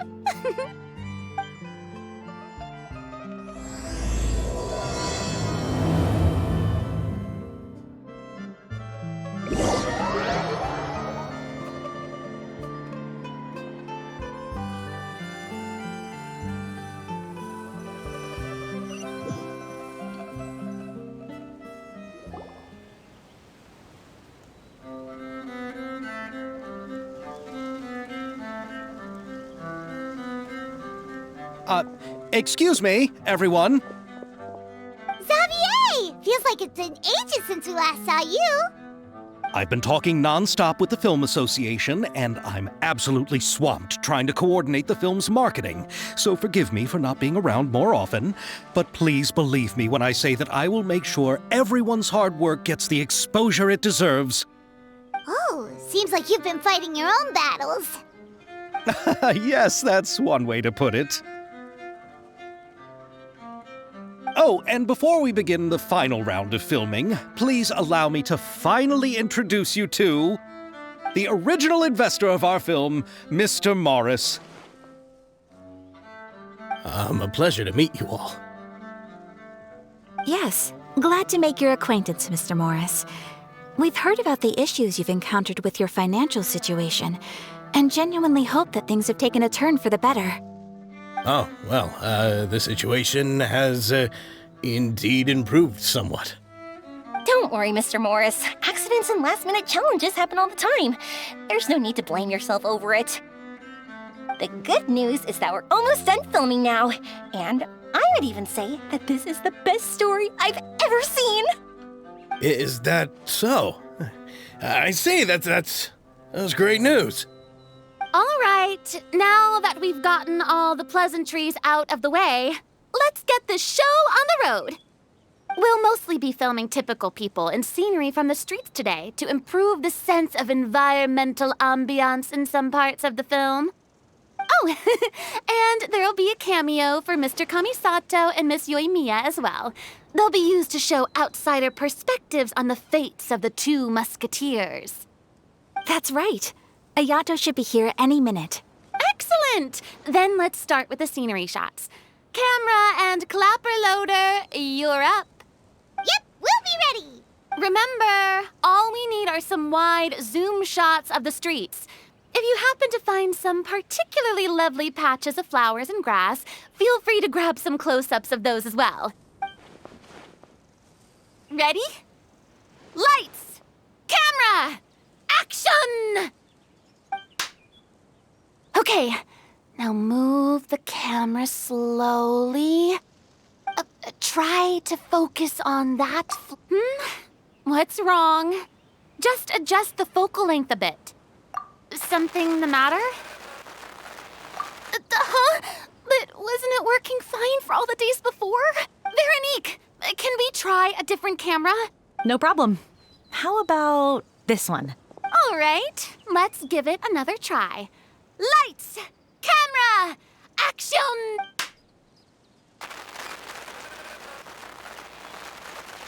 Don't tell me.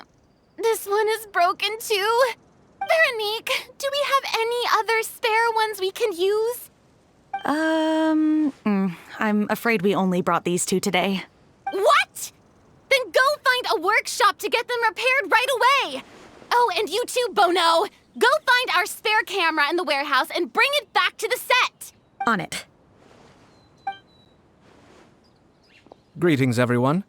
My apologies for the delay. It seems like there are some issues with the filming equipment today. We're stuck for the moment. I see. Well, let's not just stand here twiddling our thumbs. Actors, to the makeup booth.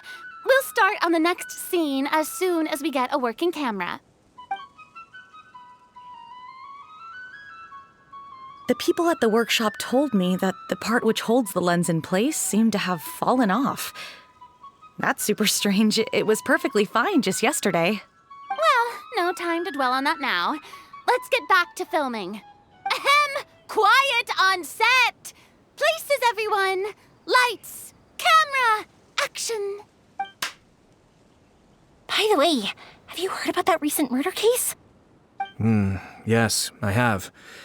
It seems that they've caused quite the commotion in the city.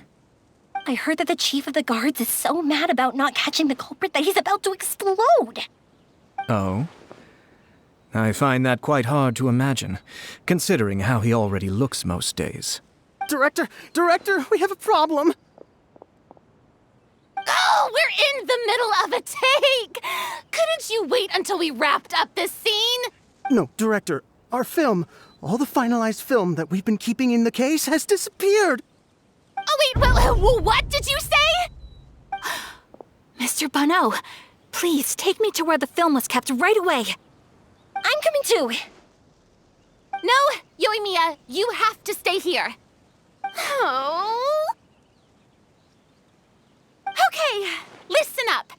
Everyone who's not working on this current scene can go with Bono to look for the film. Everyone else, stay put and wrap up the scene. Unbelievable. How could all these problems happen in just one day? We're back. How did it go? Did you find the film? We found it in the sewers. Huh? In the sewers? Is the film still okay? We discovered it just in time, so we should still be able to salvage it. The others are checking now to see if we lost any specific scenes. Oh, you scared me for a moment there. I nearly thought we had lost everything. I really don't want to experience that feeling of despair again. Okay, but who could have stolen the film and dumped it there? Could it be, some competitors working on other films? But if they wanted to harass us, why wait until the last day? Okay, we don't have time to really look into it right now.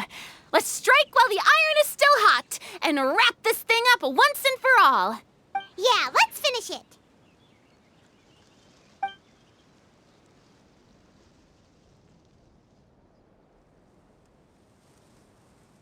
I would like to officially announce that our entry to the festival, The Two Musketeers, has now concluded filming!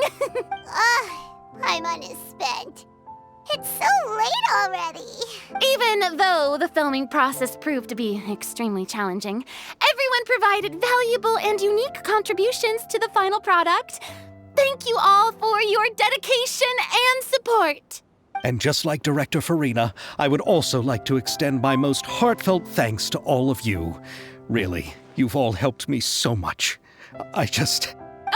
All right, let's save the awards speech for later and hopefully also get some rehearsals in before the real thing. Anyway, now it's time to party!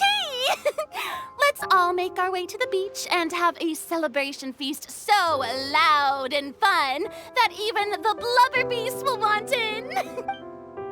Party, party! Paimon wants to party!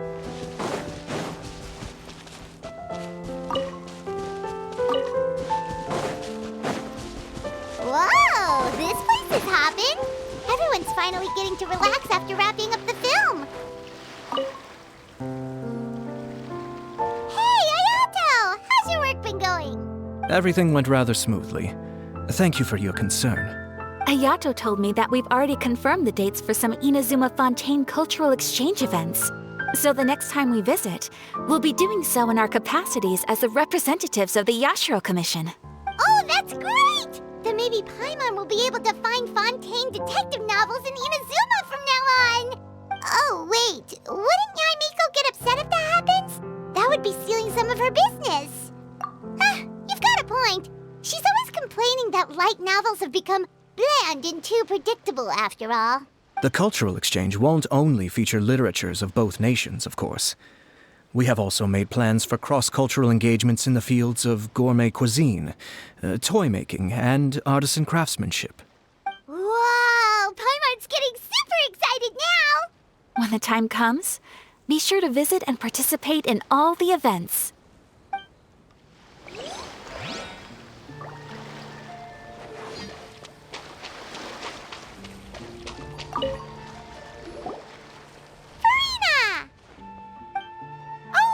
My darling clapper loader and camera operator, you've both worked really hard. Paimon thinks you worked even harder than us. Honestly, Paimon was getting a little tired of playing with the clapperboard by the end of it. Worst of all, Paimon started having dreams of you shouting, "Lights, camera, action!" into Paimon's ears. The actual dream can't even start until you've yelled that. Hey! If anything, shouldn't I be more grand and delightful than your dreams? We've been through so much together, and that's how your brain remembers me? That's not Paimon's fault. We've just used the clapperboard too much lately. Anyway, what's most important is that we wrapped the film. I'm pretty confident that we'll take first prize. Hey, no need to mention the official name. Wait, now that you mention it, if we did win the prize, would Farina just get a statue of herself? Come on, I don't need that kind of attention. Xavier can accept the reward on our behalf. But just imagine! Farina accepting the Farina Award and holding a Farina statue. I'm going back to my dessert now. You all can keep discussing that on your own.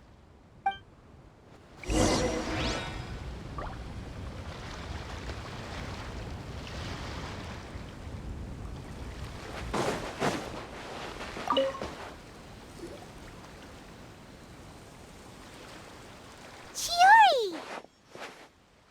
Hey, you two. Are you not really into these kinds of big social occasions? Not particularly. But this is still better than Fontaine Fashion Week. But if this film becomes a big hit, people will definitely come flocking to your shop. Yes, that's highly likely. As long as the film can premiere as planned. Are you still worried about the case? That and all the obstacles we had to face today. You're right. It's as if all our bad luck just manifested at once. But why today of all days? No, it's nothing. We've already delivered the film to the editors, so there should be nothing more to worry about. How are you doing, Mr. Morris? You having a good time? Well, you could say that. Do you happen to know when the party is scheduled to end? Judging by how much fun everyone's having, I'd say probably not until well after midnight. Is there something that you still have to take care of at home, Mr. Morris? Oh, well, I'm just not a late night person, so I might take off shortly. Oh no! Silly me. I almost forgot something super important. Oh, what is it? I prepared a whole batch of fireworks for the party, but I forgot to bring them over from the warehouse. Fireworks, you say? Well, that's truly a pity. Sorry things didn't go as planned. Could you help me carry them over, Mr. Morris? I won't be able to fetch all of them by myself. Me? Are you sure that you can't find anyone else? I just wanted to make this a surprise for everyone. The warehouse isn't far from here. We'll be there in no time. Pretty please, Mr. Morris. These are some of the best fireworks I've ever made. So I also want you to see them before you leave. They're stunning. I promise that they'll be a once-in-a-lifetime experience that you'll never forget. But... It's okay. Just come with me. If we're sneaky enough, nobody else will see us leaving. All right. The warehouse is right over here. I moved the fireworks there in advance, so it shouldn't be too much work bringing them back. It's still a ways away from the party. Sorry about that, Mr. Morris. It's probably because I'm used to carrying fireworks all the time, so it doesn't feel like a lot of work to me.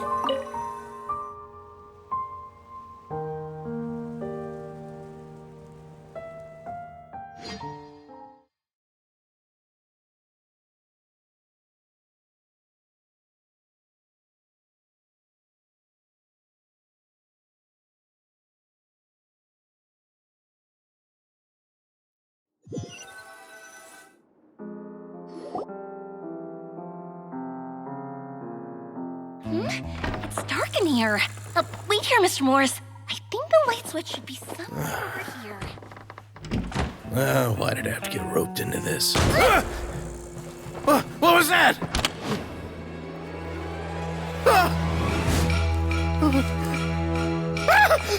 Who's there? Get me out! Get me out of here! Did you really think you'd get away, Morris?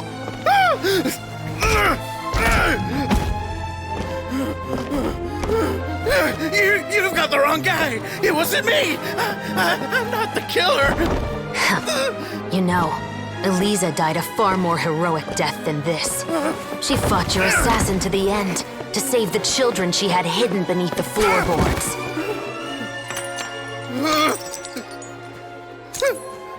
That is Eliza's pendant, the one with a photo of you two inside. The one you gave her. Ring any bells? It's a fake! It has to be! There's no way! No way your assassin didn't destroy it, you mean?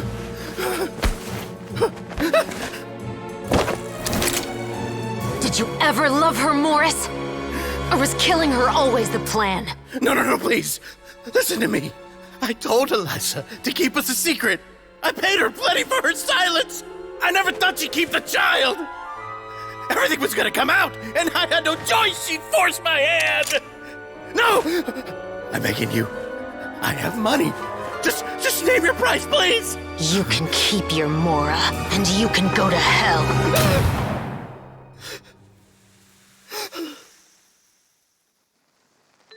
I'm Captain Shovraz of the Special Patrol. Morris, you're under arrest for Eliza's murder.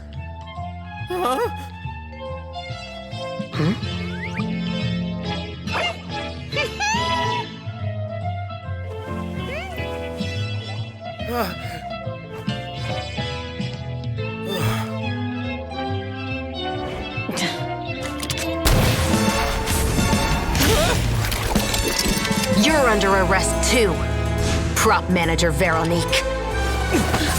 Or perhaps I should call you the Second Musketeer.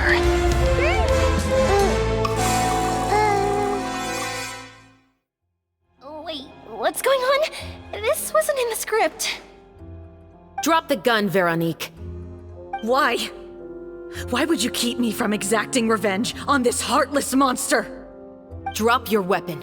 This is my final warning.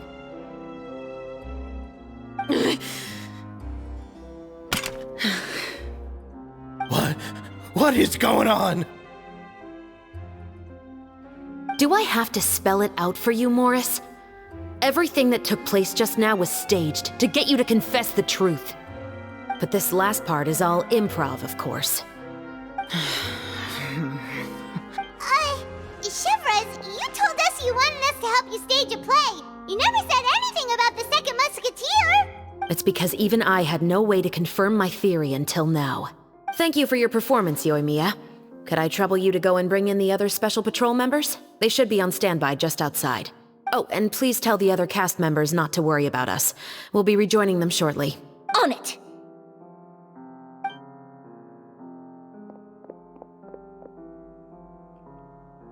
So what do you think, Morris? Care to talk about what happened 20 years ago? My patience is limited, you know. Don't force me to take you back to the interrogation room. I'd wager that you wouldn't last for more than a minute in there. With the recording we made, you have no chance of winning in court. Cooperating with us now is the most practical move. All right. I'll talk. I hired an assassin to murder Elisa. She once worked as a maid on my family's estate. She was very beautiful, and after some time I fell for her. We kept our relationship a secret and carried out an affair for some time, but it wasn't long before she became pregnant.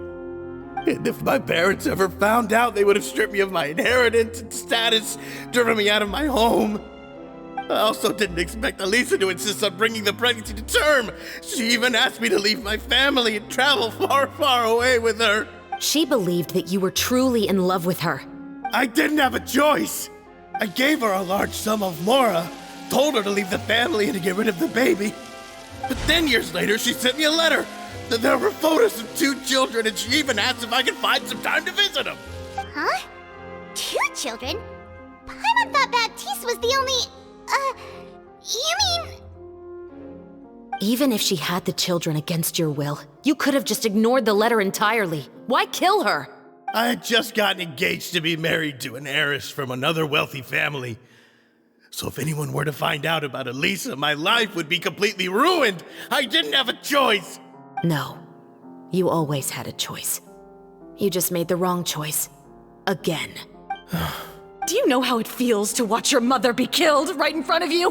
My brother and I were hardly even school age yet. We were hidden beneath the floorboards, grasping each other's hands like a lifeline. We were so terrified that we didn't even know we could ever take a breath. All we could do was to watch Mother try to fight back, and then collapse to the floor. Even after the assassin left, we were still too terrified to leave our hiding spot. We thought that he might come back. It was only until the next evening when we finally climbed out and gathered around our mother. But she had already become cold and stiff to the touch. You made up your mind right then and there to bring this case to light. Not only that, we resolved to get our revenge. And that's why you became the Musketeers. No, that's why I became a Musketeer. The man from before was also killed by me. My brother had nothing to do with it. I figured as much. You did?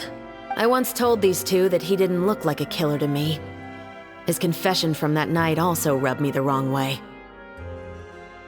I think what really tipped me off was, how could I not feel a sense of regret in him? Huh? He confessed faster than any criminal I've ever met, but he didn't say a single word about you.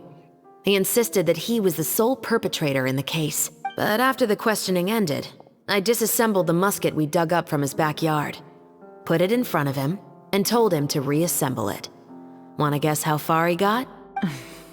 He had no idea where to even start. He's never touched a gun in his life. Based on that, I determined that he was not acting alone.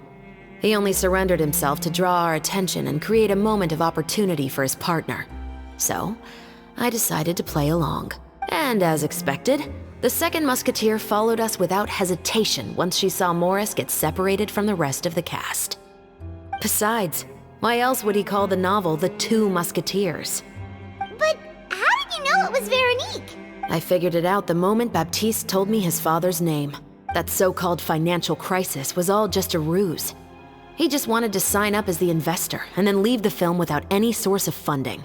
After all, he has a vested interest in minimizing the reach of this story.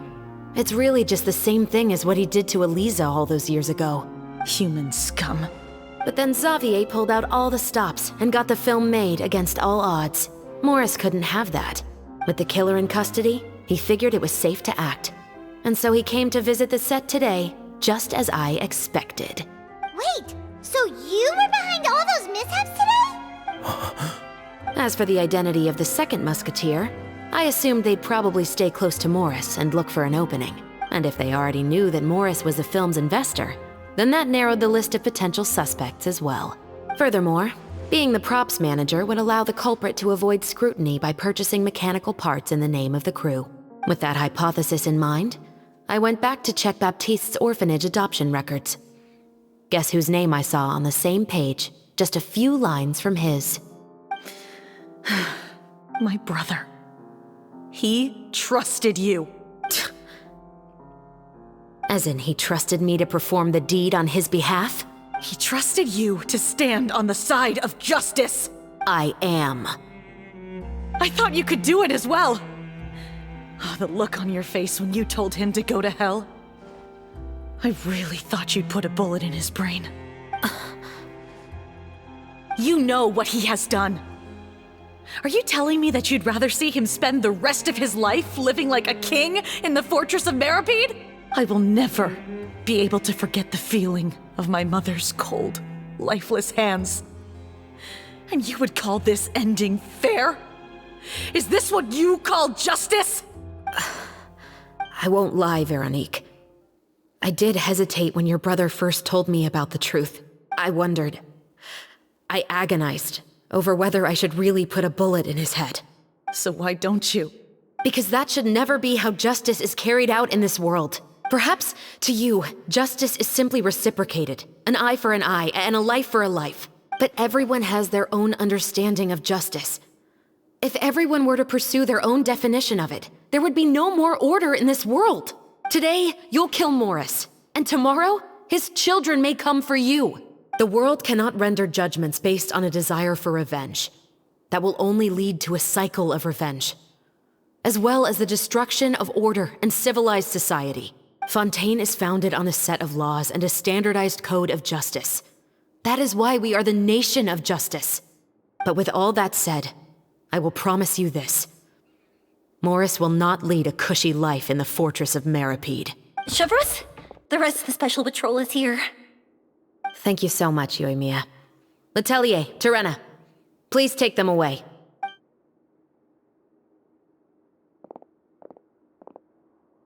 I still can't agree with your reasoning. I know. Justice has not been delivered. At least, not today. Chevros. Let's go. We should give an explanation to the crew. Thank you for your concern. I'm fine. I'm just thinking about the things in life that have driven people to take justice into their own hands.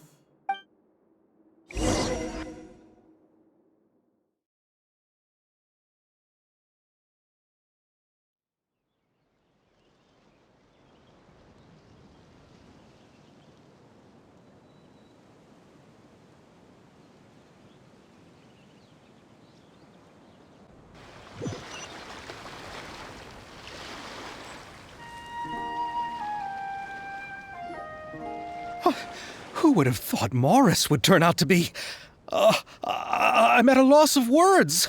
How could he have done something like this? I'm just glad that you're all safe and sound. Who knew that such a labyrinth of cases would be behind this story? Well, what should we do now? We have a finished film, of course, but should we still go ahead with the premiere? What do you mean? Shouldn't you be even more motivated to spread the word now that you've learned the truth? Chiori is right. I'd also like more people to see this story for themselves. But the real ending of the story seems to have deviated somewhat from the one in the script. Is that still acceptable to you, Miss Chevreuse? The call is yours. We still have time to reshoot an ending if that's what you'd like. No, it's fine as is. I like what we have for the catharsis. Romanticism is what gives works of art their appeal. Fiction is able to explore means of restitution that could never work in real life. Just like the real world, the world of stories also has its own set of rules and justice. These different possibilities are what initially drew me to reading in the first place. Sounds good to me. I support your decision. What about Veronique? Will she be okay? She will soon face her judgment alongside her brother and Morris. If I had to guess, they'll probably all be sent to the fortress of Meripede. I'll make sure to give Risley a heads up about it. Oh, you mean that kind of heads up? Exactly. Ahem. All right, then the matter's settled. Now that everything's been taken care of, there's no reason for us to keep looking all gloomy and grumpy. Let's get back to the feast and enjoy each other's company. We'll be starting the post-production process tomorrow. You should join us, Chevreuse. You missed the first few hours of the party, didn't you? All right. Count me in. Then I'll wait for you over there. There's still some good news that I'd like to share with Chevreuse. Traveler, Paimon, could you wait for me by the sea after the party ends? I'd like to go on a brief walk with the two of you. Thank you very much.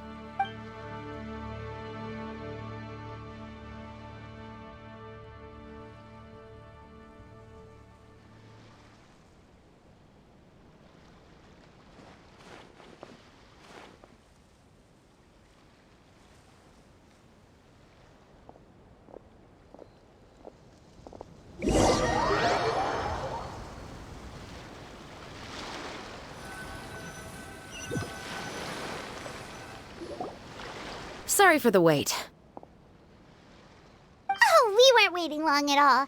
Is there something else you wanted to tell us? No, I don't have anything new to share. I just felt that since you were my investigation partners, I should have another conversation with the two of you. Traveler, how would you have responded to Baptiste's request if you were in my shoes?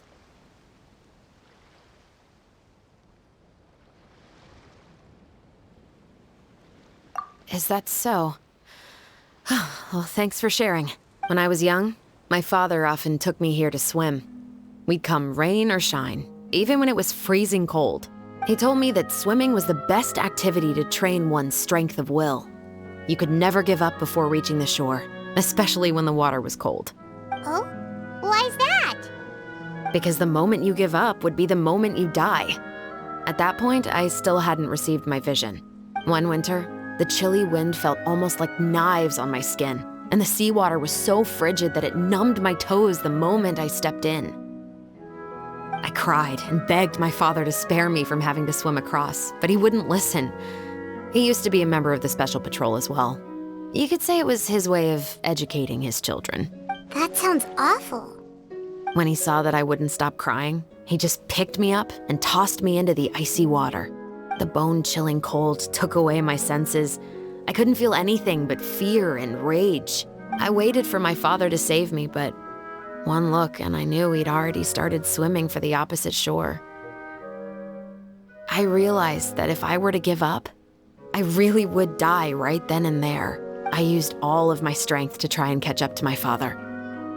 Those few minutes felt longer than my whole life up until that point. I did, however, make it to the other side. I've never felt afraid about anything in my life after that, nor have I ever cried again.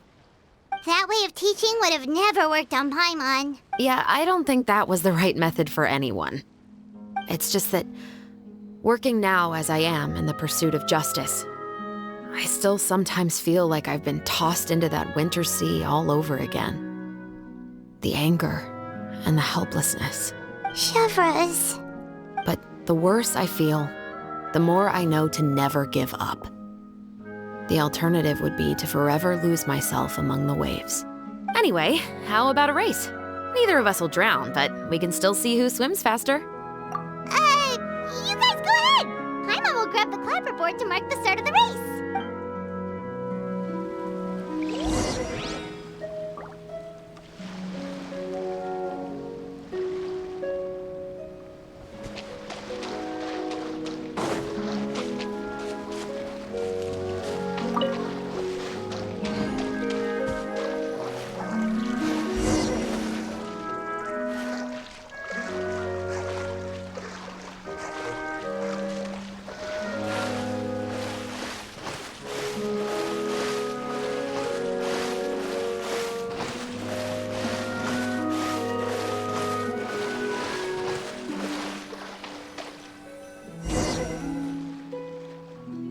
Whoa, that felt good.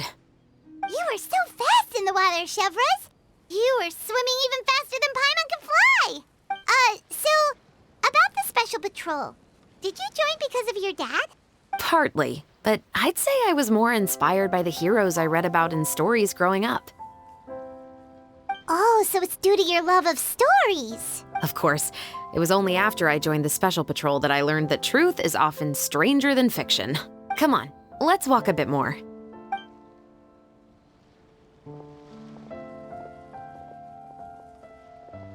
To be honest, I do sometimes question whether the decisions I make are the right ones. But I know that no matter what, I must keep swimming. Because the only thing I've got my eyes on is the shore in the distance.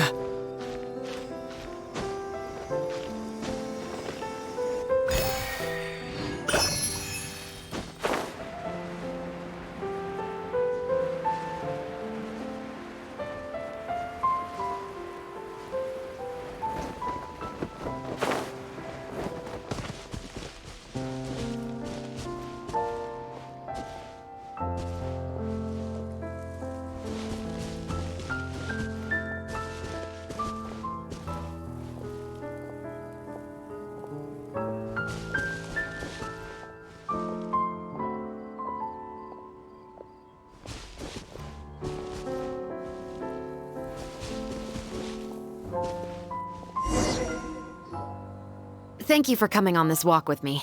I feel a lot better after getting all that off my chest. Huh. We're nearly back at Baptiste's house. Huh. You're right. I didn't realize we were so close. He really did plant a lot of flowers. It's just like how he described it in the story. Huh? Wait. Paimon, Traveler, look! The rainbow roses in the garden. They're in full bloom now.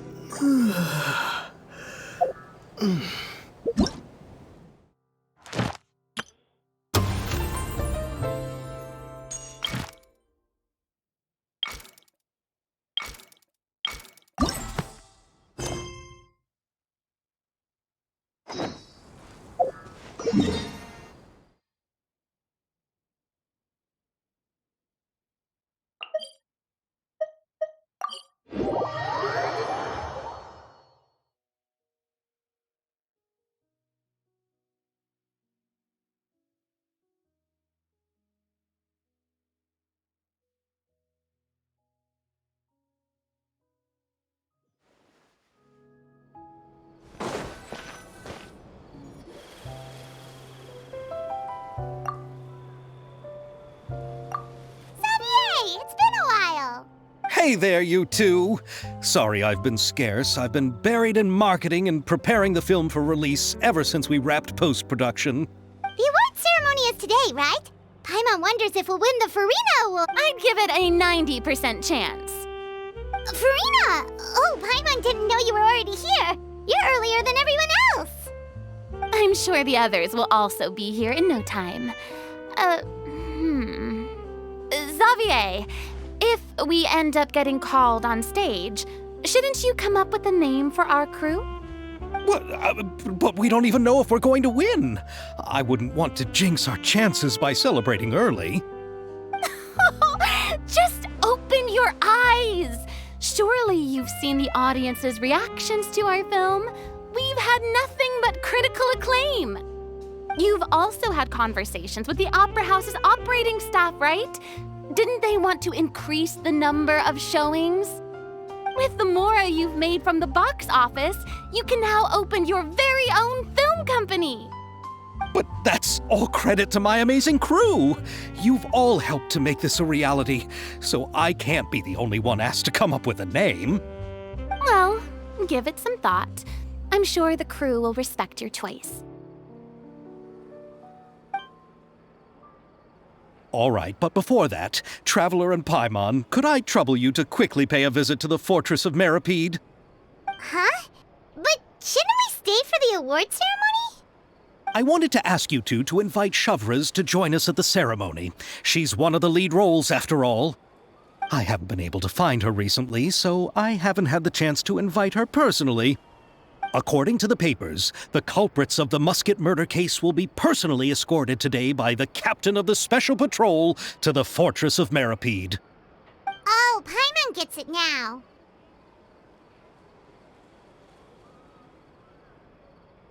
Yep, just wait here, Xavier, and maybe try to come up with a few snappy-sounding names. All right, then I'll leave you to it.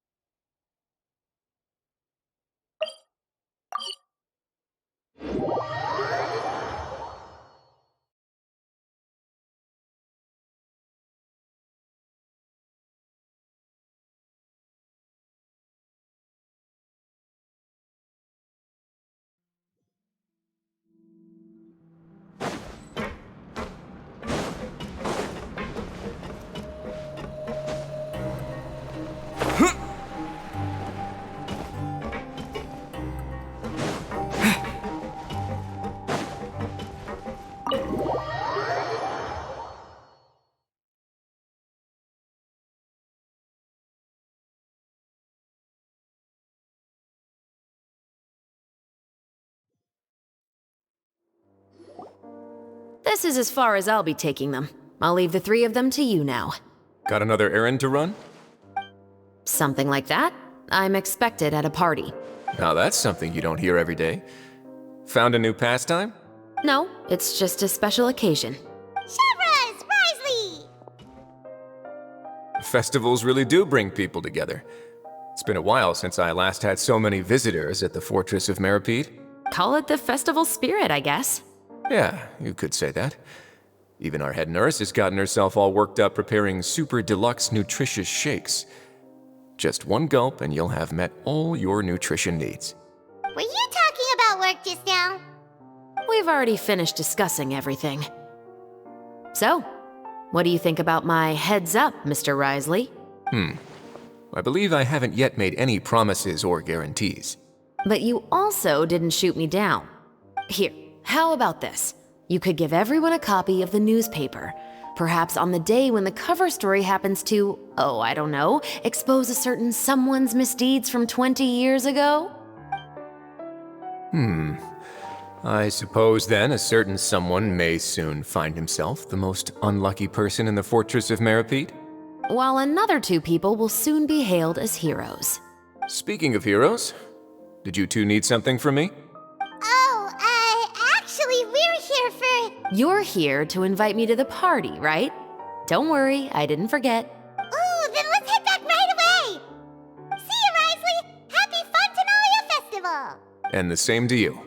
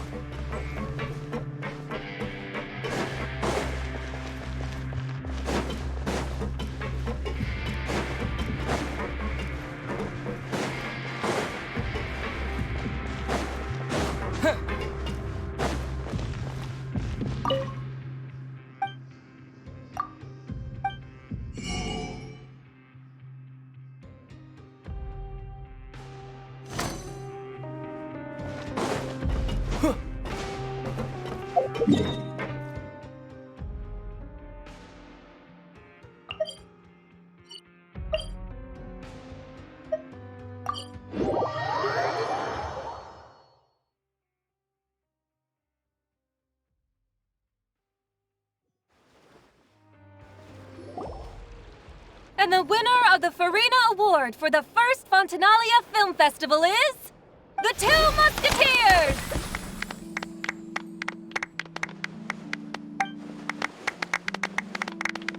We won! We really won! Congratulations, Mr. Xavier. We won? I can't believe it! I really can't thank all of you enough! See? My takes on Fontaine's entertainment industry have never been wrong. Now, please welcome to the stage the producer of the Two Musketeers, Mr. Xavier!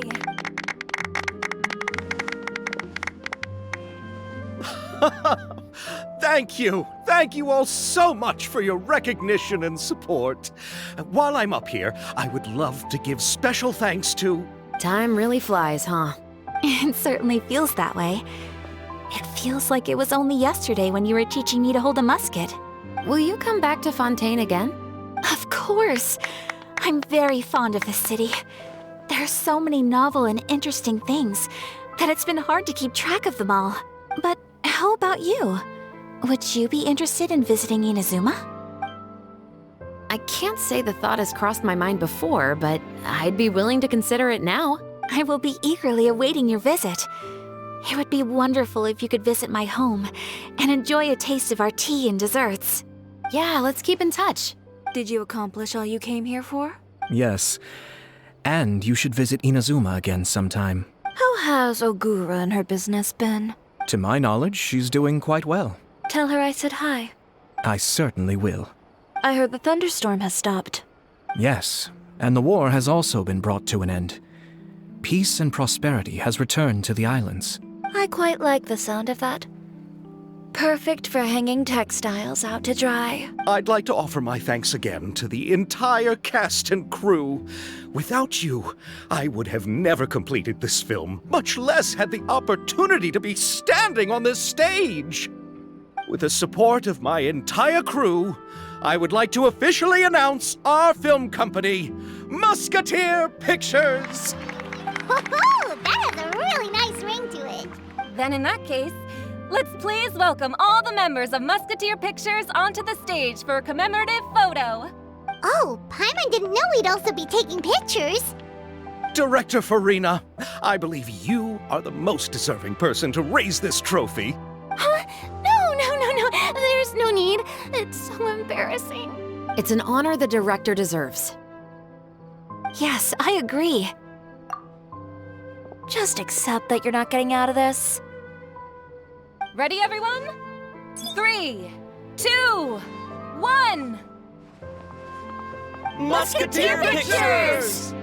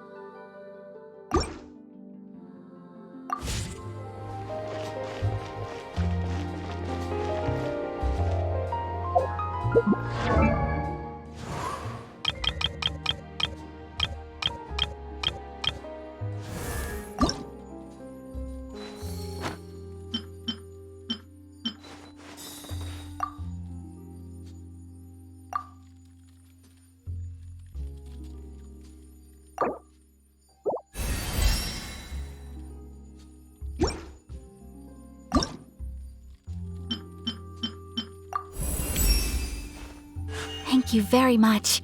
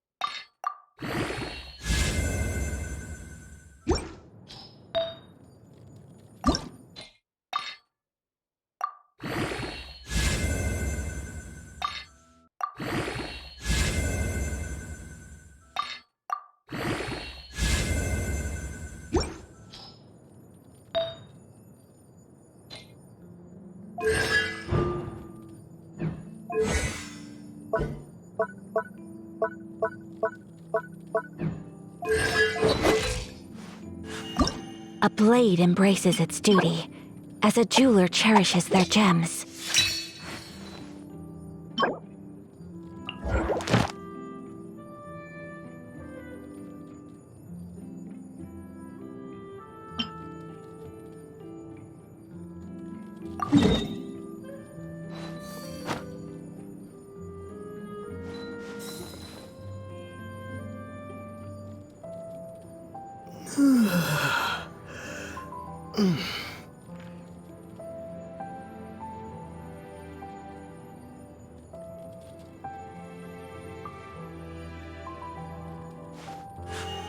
A blade embraces its duty, as a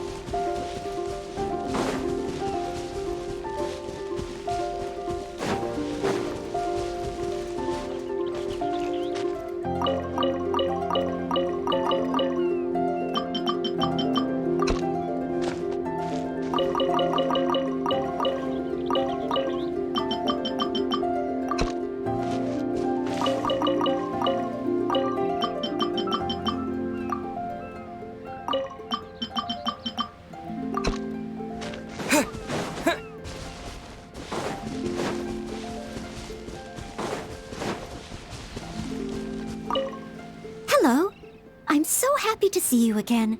Can I do anything for you? I'm at your service. It would be my pleasure. Do you know something? Ever since I came here, I don't believe I've picked up a single item of lost property. I'm still not used to it. No, they're just items I find while cleaning. For example, a faded headband under a cabinet, or a ball hidden in a bush by a kitten, or a bookmark in a corner of the library, keys dropped at the side of the road, oh, an unsigned letter of confession stuck in the door of the church. No, not at all. It is a great honor to perform my duties. Speaking of cleaning, this place always seems so clean and tidy. Oh, thank you. Oh, it's always very fulfilling to work here. More so than when I'm cleaning for the Knights or anywhere else. Because this is your home.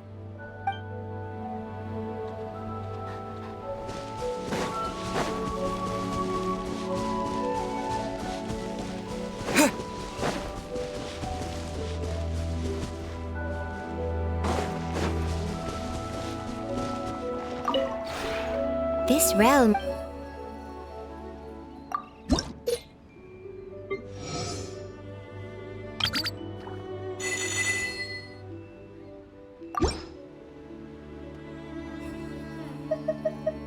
If you ever...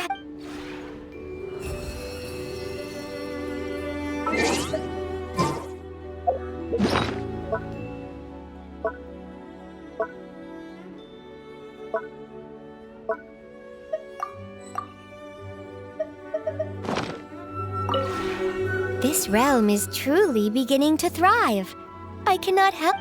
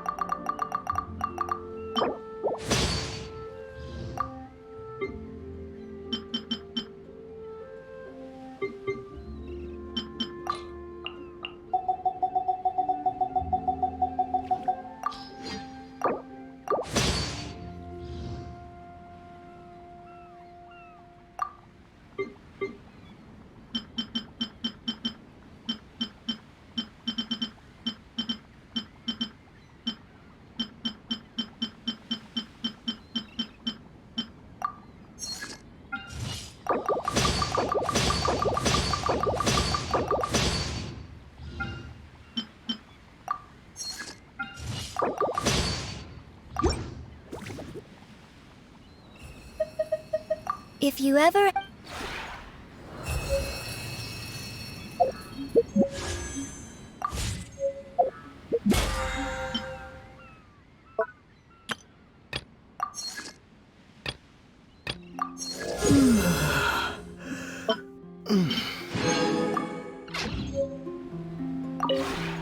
This realm...